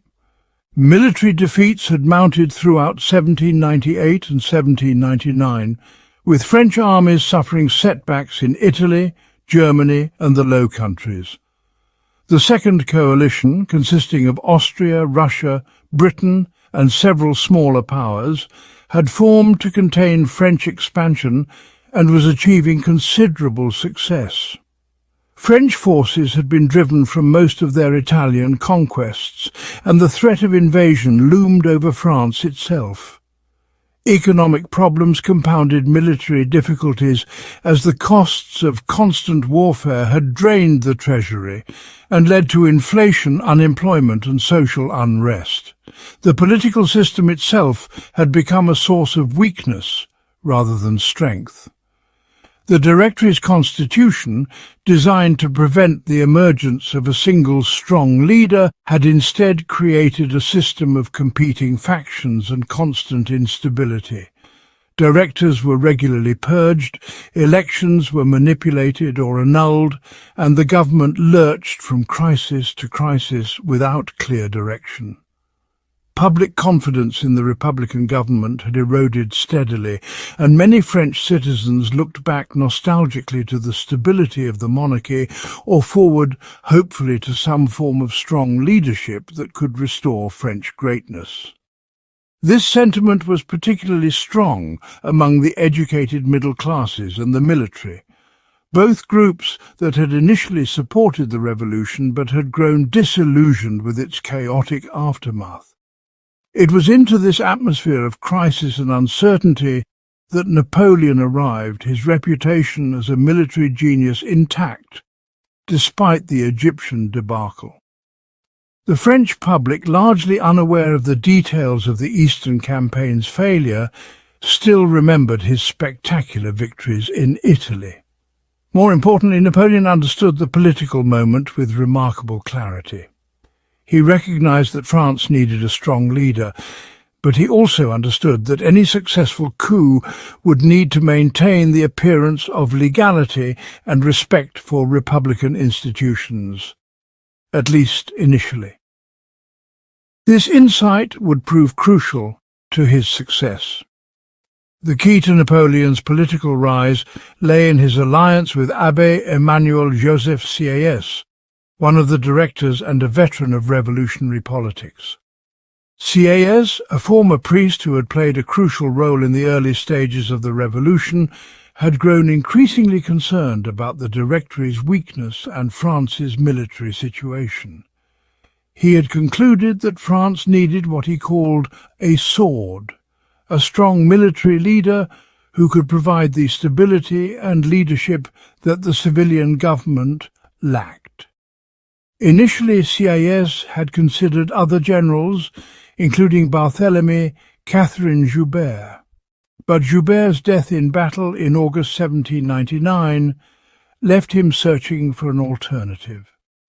Napoleon's timely return from Egypt seemed providential. The conspiracy that would become known as the coup of 18 Brumaire brought together an unlikely coalition of political figures, each with their own motivations for supporting a change in government. Alongside Sieyès, the most important conspirators included Charles Maurice de Talleyrand-Périgord, the former bishop who had become one of France's most skilled diplomats, and Joseph Fouché, the former radical revolutionary, who had reinvented himself as a pragmatic politician and police chief.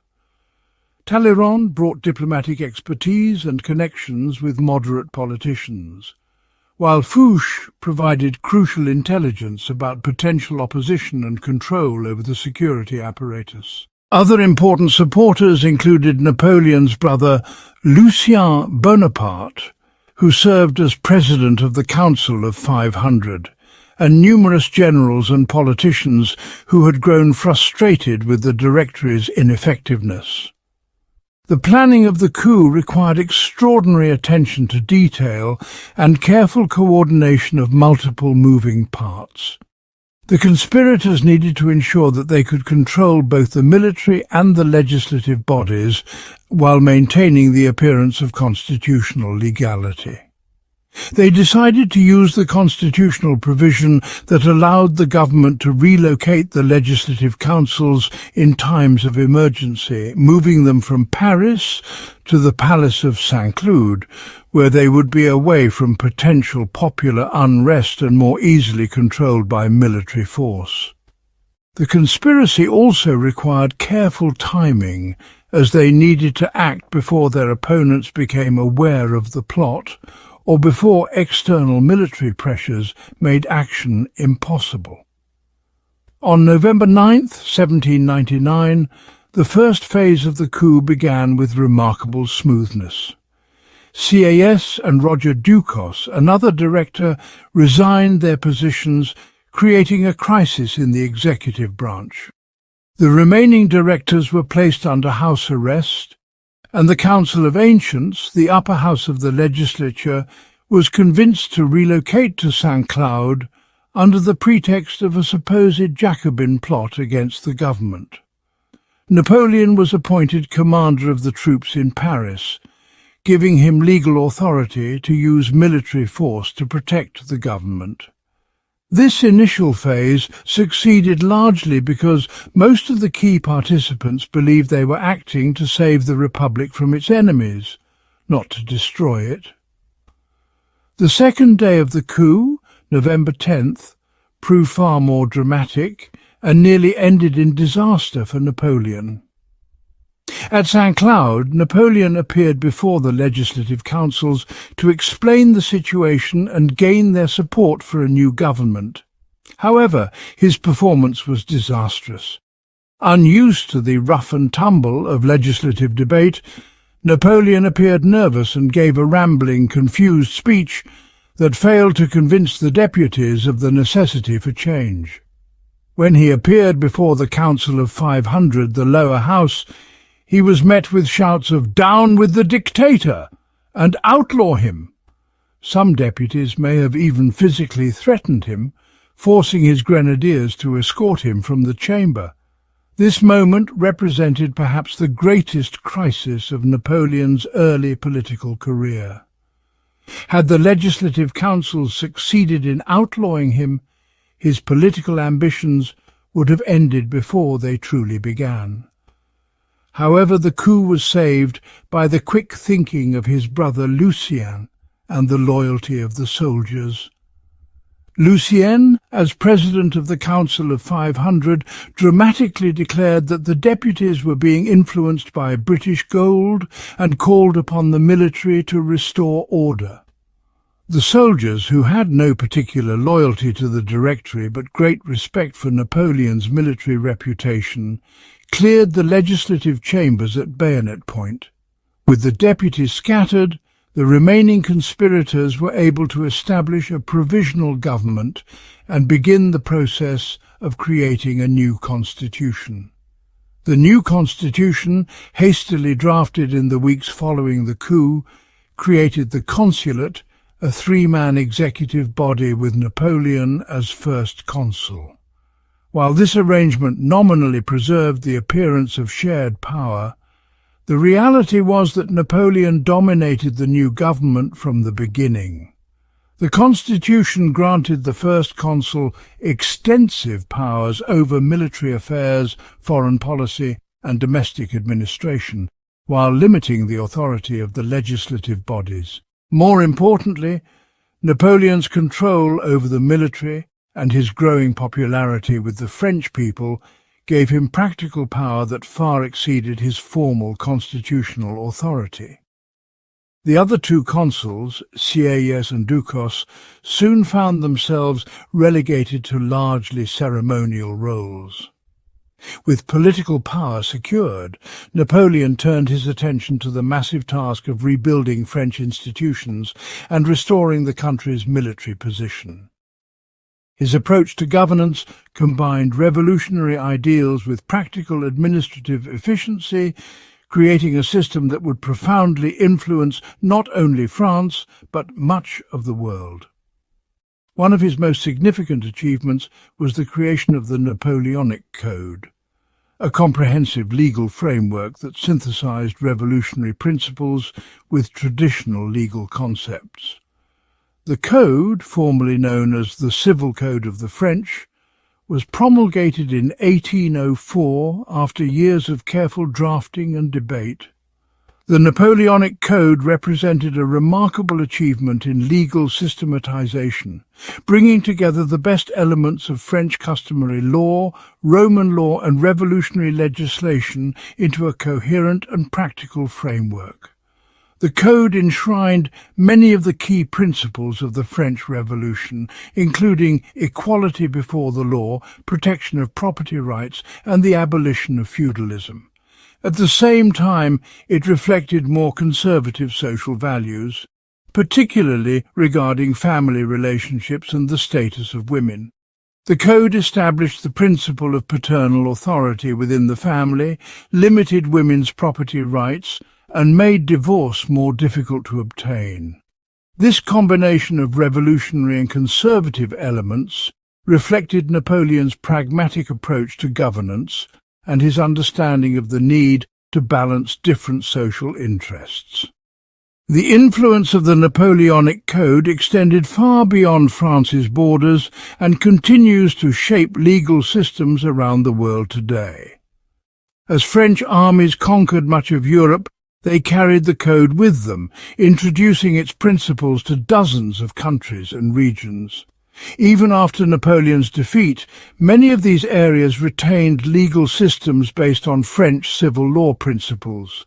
Countries as diverse as Louisiana, Quebec, Egypt, Japan, and much of Latin America still use legal systems that show the influence of Napoleonic legal concepts. The Code's emphasis on written law, systematic organization, and clear principles contrasted sharply with the English common law tradition, which relied more heavily on judicial precedent and case law.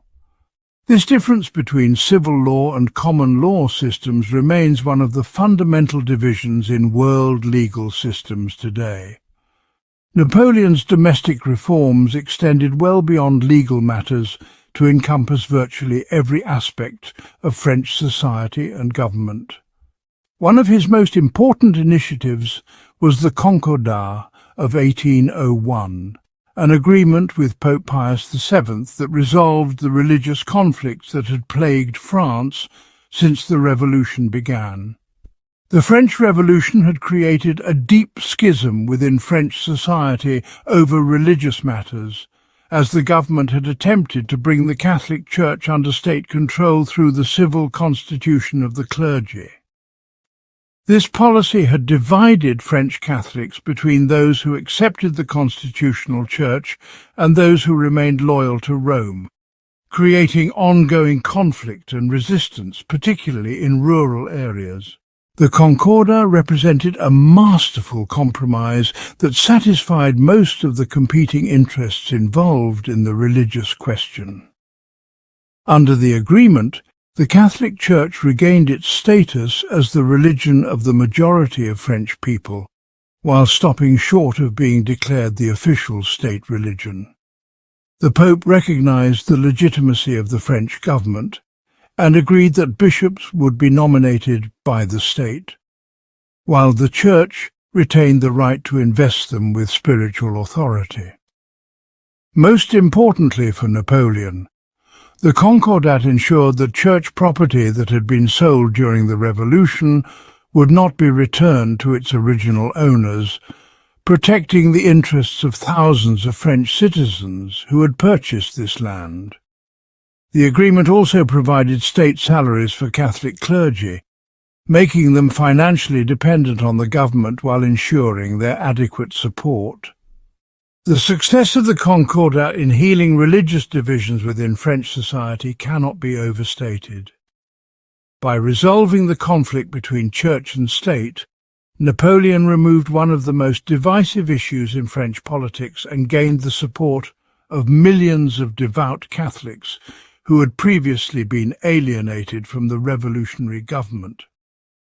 The agreement also demonstrated Napoleon's pragmatic approach to governance and his willingness to compromise when necessary to achieve his larger goals. While some ardent revolutionaries criticized the Concordat as a betrayal of revolutionary principles, most French people welcomed the return of religious peace and stability. Napoleon's educational reforms proved equally transformative and enduring. The revolutionary governments had proclaimed the importance of public education, but had accomplished relatively little in creating an effective national school system. Napoleon approached education with characteristic energy and systematic thinking, creating institutions and programs that would serve as models for public education systems throughout Europe and beyond. The centerpiece of his educational reforms was the establishment of the lycée system, secondary schools that provided rigorous academic training for young men from across French society. The lycées represented a revolutionary approach to education, combining high academic standards with the principle of merit-based advancement. Students were selected for admission based on ability rather than social class. Although in practice, most students came from middle-class families who could afford the costs of secondary education. The curriculum emphasized mathematics, science, Latin, French literature and history, providing students with the knowledge and skills needed for careers in government, the military or the professions. The lycées also served as training grounds for future leaders, instilling in students a sense of duty to the state and loyalty to Napoleon's government. The lycée system reflected Napoleon's belief in meritocracy and his conviction that France's future depended on developing the talents of its citizens regardless of their birth. This approach contrasted sharply with the aristocratic educational traditions of the old regime, which had largely reserved advanced education for the nobility and wealthy bourgeoisie. By opening educational opportunities to a broader segment of society, Napoleon created a new class of educated professionals who owed their advancement to his government rather than to traditional social hierarchies. This educated class would provide much of the administrative and military leadership that enabled Napoleon to govern his vast empire effectively. The administrative reorganization of France under the consulate created the foundation for the modern French state and influenced governmental structures throughout Europe. Napoleon's approach to administration emphasized centralization, efficiency, and professional competence, replacing the chaotic and often corrupt practices of the Directory period with systematic and rational procedures. The most important innovation was the creation of the prefect system, which established a clear chain of command from the central government in Paris to local administrators throughout France. Under this system, each of France's departments was governed by a prefect appointed directly by the central government. These prefects served as the representatives of national authority in their regions, responsible for implementing government policies, maintaining order, collecting taxes, and supervising local officials. The prefect system ensured that government policies would be applied uniformly throughout France, ending the regional variations and local resistance that had weakened previous governments. The prefects were typically chosen for their administrative competence and loyalty to the government, creating a professional civil service that could function effectively regardless of political changes. The transformation of the French military under Napoleon's leadership represented one of his most significant achievements and would serve as the foundation for his future conquests. When Napoleon became first consul, The French army was demoralized, poorly equipped, and suffering from the effects of years of political instability and military defeats. The revolutionary armies had shown remarkable fighting spirit and innovative tactics, but they lacked the organization and professional leadership necessary for sustained success against well-trained enemy forces. Napoleon's military reforms addressed these weaknesses systematically, creating the Grande Armée that would dominate European battlefields for more than a decade. The organizational structure of the Grande Armée represented a revolutionary advance in military science, combining the best elements of traditional military organization with innovative concepts developed during the Revolutionary Wars. Napoleon created a system of corps, independent combined arms formations that could operate separately or in coordination with other corps, depending on strategic requirements. Each corps typically consisted of 2 or 3 infantry divisions, a cavalry brigade and supporting artillery, engineers and supply units. This organization gave Napoleon unprecedented flexibility in deploying his forces, as each corps was capable of independent action while remaining part of a larger strategic plan. The corps system solved many of the logistical and tactical problems that had plagued earlier armies. Instead of moving as a single large mass, the Grande Armée could advance along multiple routes, allowing faster movement and reducing the strain on local resources. Individual corps could engage enemy forces and hold their positions until reinforcements arrived, giving Napoleon the ability to concentrate superior numbers at the decisive point of battle. The system also allowed for more effective pursuit of defeated enemies and better exploitation of victory, as multiple corps could converge on retreating forces from different directions. Napoleon's attention to military education and officer training created a professional officer corps that could execute his strategic concepts effectively. He established military schools that provided systematic training in mathematics, engineering, geography, and military history, ensuring that French officers possessed the technical knowledge necessary for modern warfare. The curriculum emphasized practical problem-solving and independent thinking, preparing officers to adapt to changing battlefield conditions and execute missions with minimal supervision. This educational approach contrasted sharply with the aristocratic military traditions of other European armies, which often emphasized social connections over professional competence.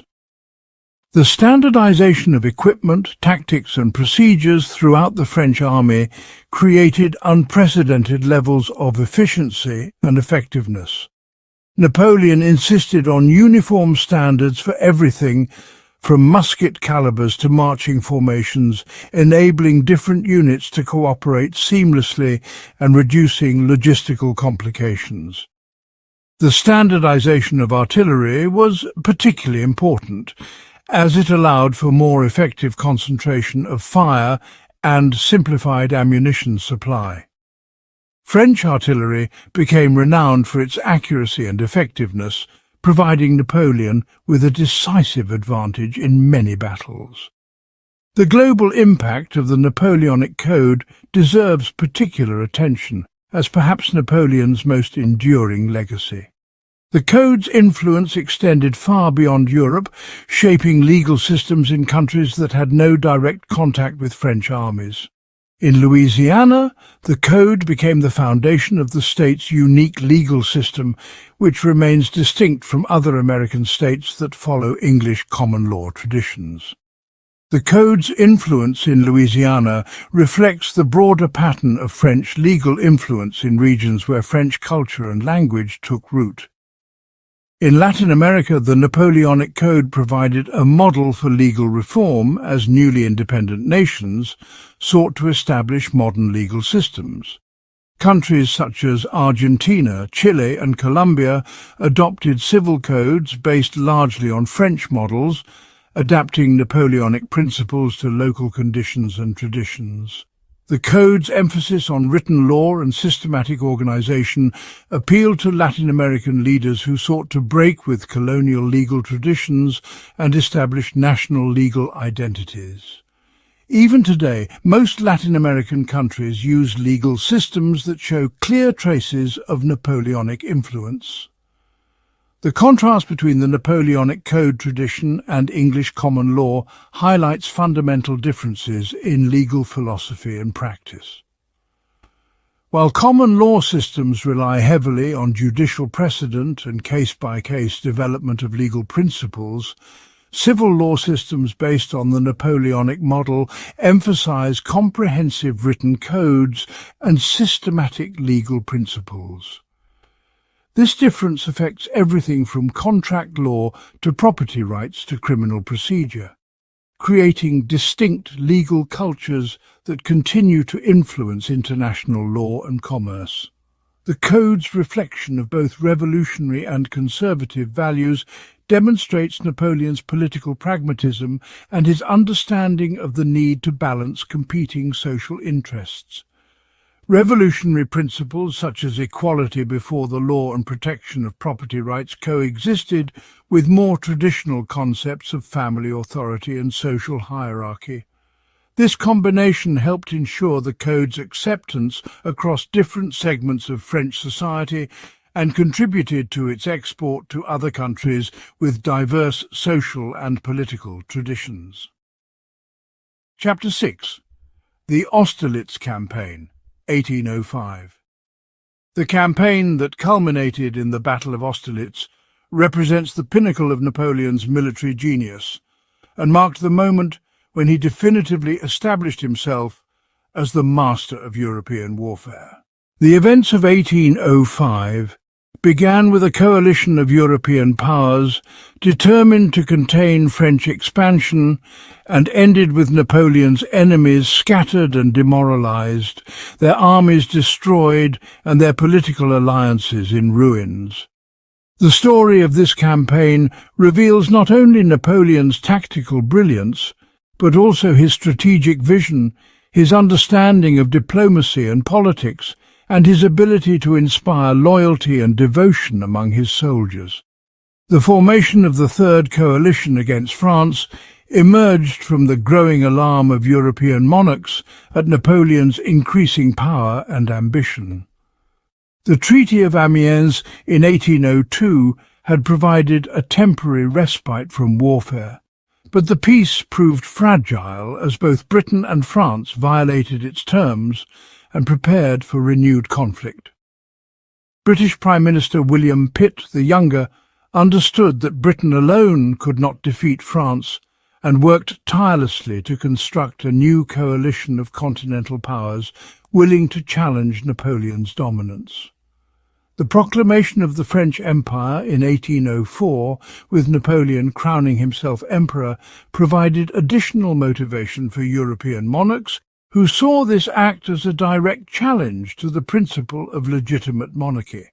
The coalition that emerged in 1805 brought together Britain, Austria, Russia, and several smaller German states in what appeared to be a formidable alliance against French power. Tsar Alexander I of Russia, young and idealistic, was motivated by a combination of strategic concerns about French expansion and romantic notions about his role as the liberator of Europe from French tyranny. Emperor Francis II of Austria sought revenge for his previous defeats and the opportunity to regain Austrian influence in Germany and Italy. The British provided the financial resources that made the coalition possible, offering substantial subsidies to their continental allies in exchange for their commitment to field large armies against France. Napoleon's strategic situation in 1805 presented him with the classic dilemma of fighting on multiple fronts, a challenge that had defeated many great military leaders throughout history. British naval supremacy made it impossible for Napoleon to invade Britain directly, while the formation of the Third Coalition threatened France with invasion from the east. Napoleon had spent months preparing for a cross-channel invasion, assembling a large army at Boulogne and constructing invasion barges. However, the entry of Austria and Russia into the war forced him to abandon these plans and pivot rapidly to meet the continental threat. The decision to abandon the invasion of Britain and march east to face the Third Coalition demonstrated Napoleon's strategic flexibility and his understanding of the relative importance of different theatres of war. While the invasion of Britain would have been a spectacular victory, it was not essential to French survival. The Austrian and Russian armies advancing toward France, however, posed an immediate existential threat that required urgent attention. Napoleon's ability to recognize this strategic reality and act decisively upon it was one of the key factors in his success. The intelligence networks that Napoleon had developed throughout Europe proved crucial to his success in the 1805 campaign. French agents provided detailed information about enemy troop movements, supply arrangements, and strategic intentions, allowing Napoleon to plan his operations with remarkable precision.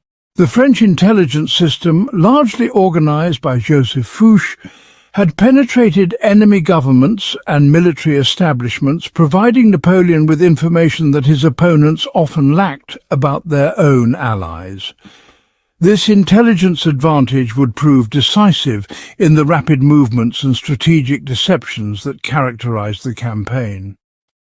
The Ulm campaign, which preceded the more famous Battle of Austerlitz, represents one of the most brilliant strategic maneuvers in military history.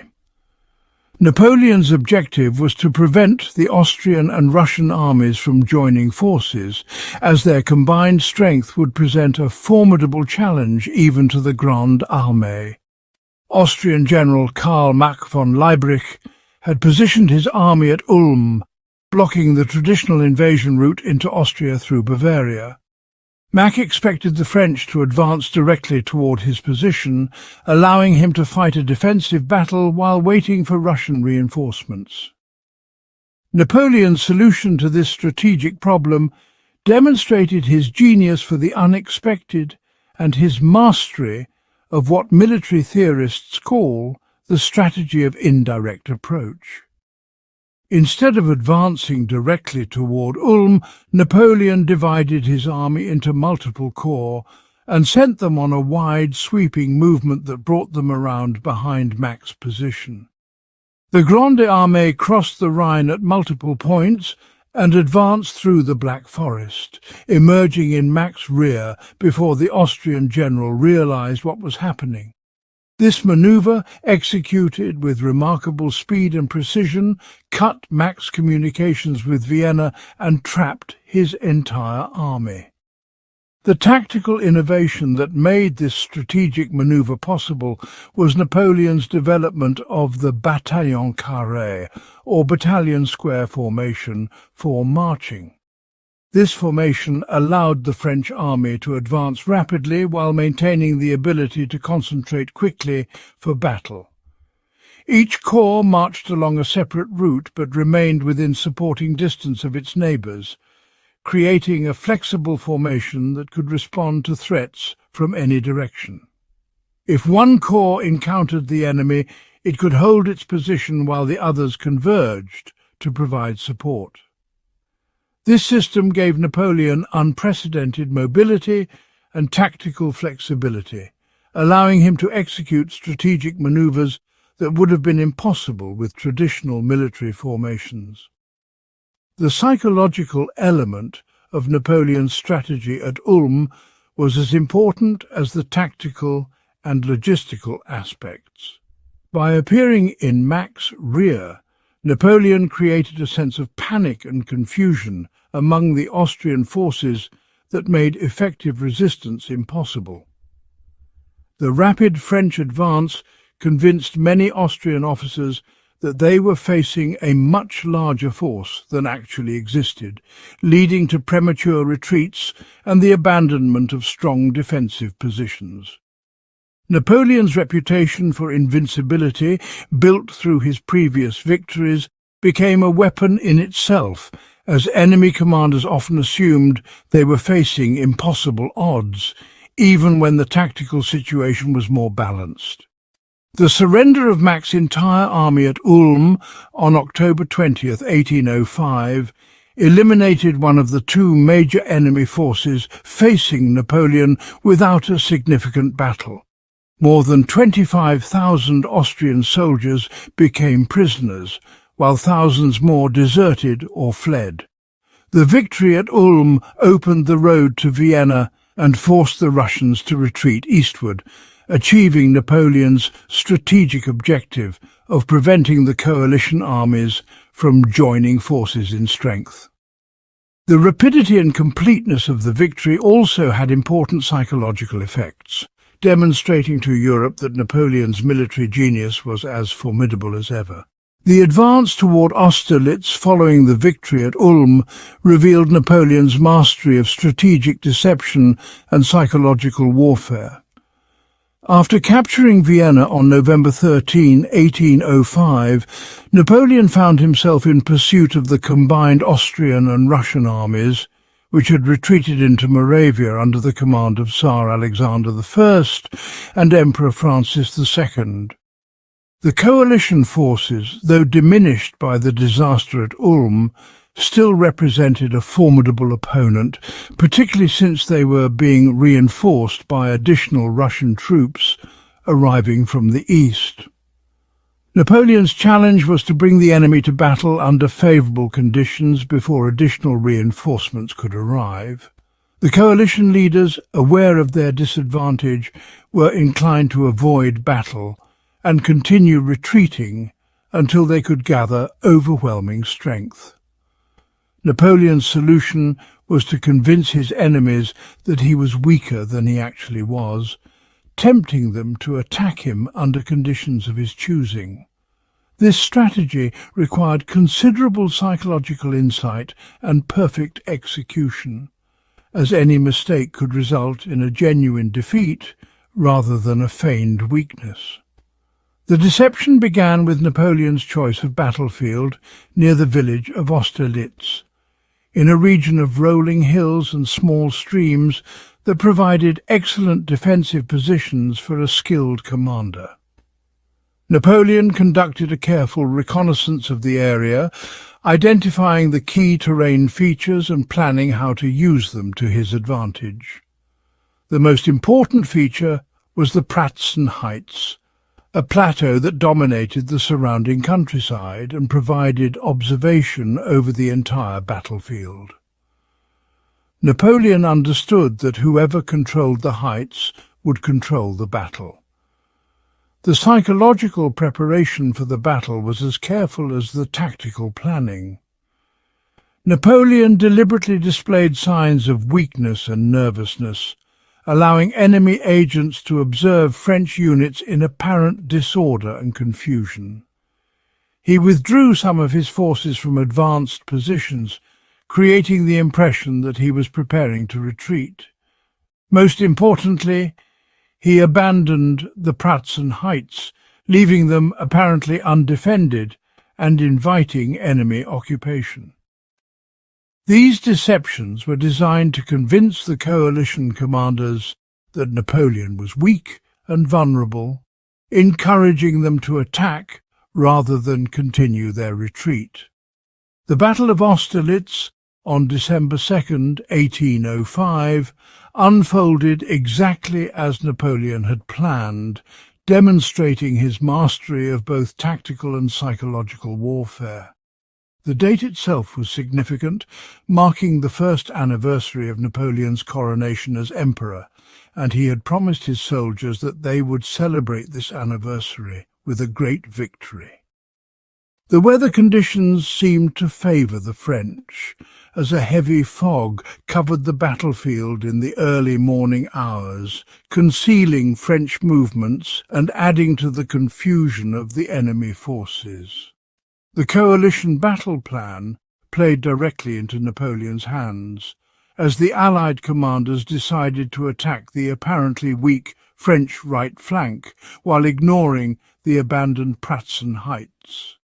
Tsar Alexander I and his advisers believed they could crush the French right wing and then roll up Napoleon's entire line, achieving a decisive victory that would end the war.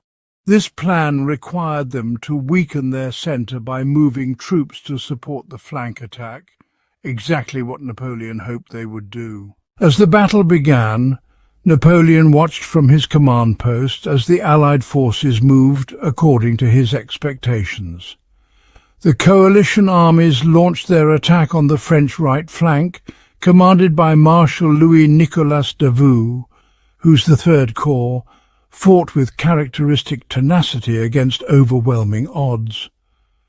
Davout's men, though heavily outnumbered, held their positions long enough for Napoleon's plan to unfold. The resistance of the French right wing convinced the Allied commanders that they were achieving success, encouraging them to commit more troops to the attack and further weaken their centre.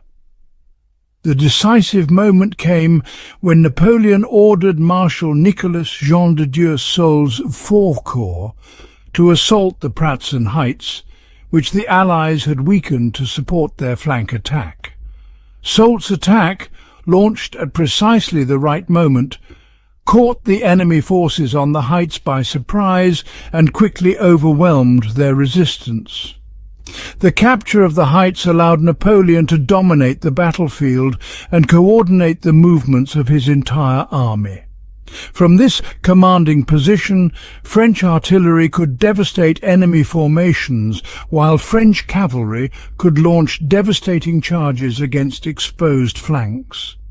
The destruction of the Allied centre was swift and complete. As Soult's forces consolidated their control of the Pratzen Heights, Napoleon ordered additional attacks against the flanks of the enemy forces that were still engaged with Davout's corps.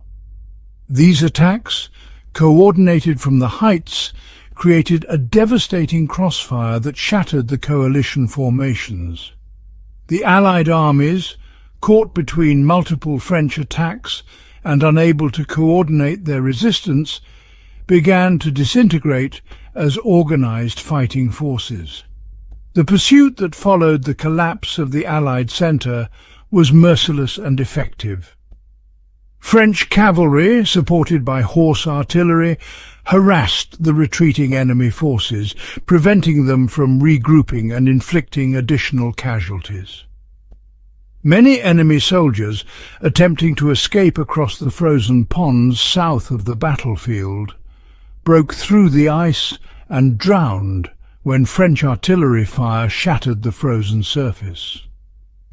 The psychological impact of this disaster was as important as the physical casualties, as it convinced many coalition soldiers that resistance to Napoleon was futile.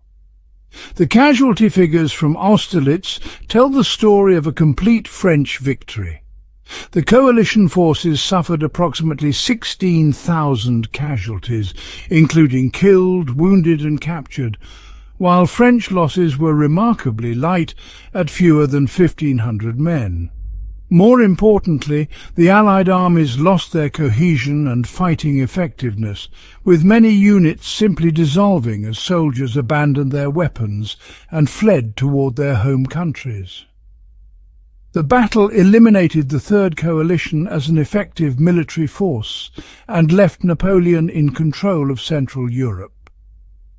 The diplomatic consequences of Austerlitz were as significant as the military results.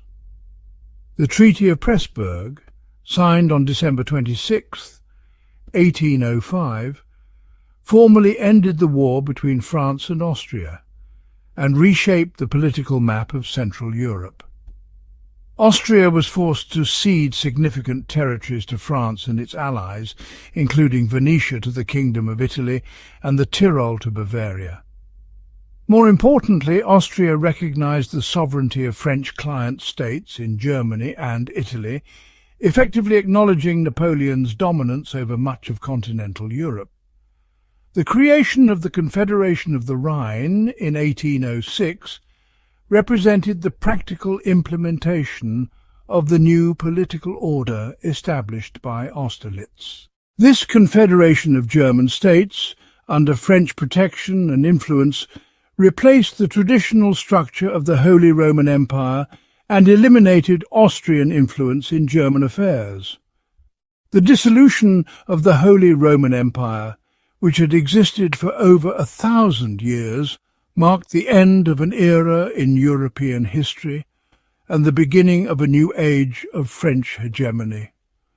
The Battle of Austerlitz also had important implications for British strategy and the continuation of the war against France. With the Third Coalition destroyed and continental resistance to Napoleon seemingly impossible, Britain found itself isolated and facing the prospect of a long struggle against French dominance. The victory at Austerlitz ensured that the naval war would continue, as Britain remained the only major power capable of challenging French supremacy.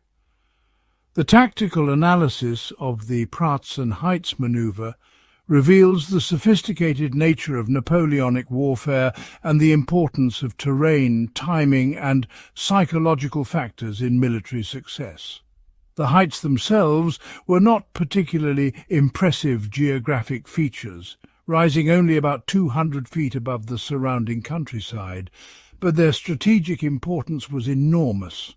Control of the heights provided observation over the entire battlefield, allowing the commander to coordinate his forces and identify enemy weaknesses. The heights also provided excellent positions for artillery, enabling devastating fire against enemy formations in the valleys below. The weather conditions on the morning of December 2nd played a crucial role in the success of Napoleon's plan. The heavy fog that covered the battlefield concealed French movements and prevented the coalition commanders from observing the true disposition of Napoleon's forces.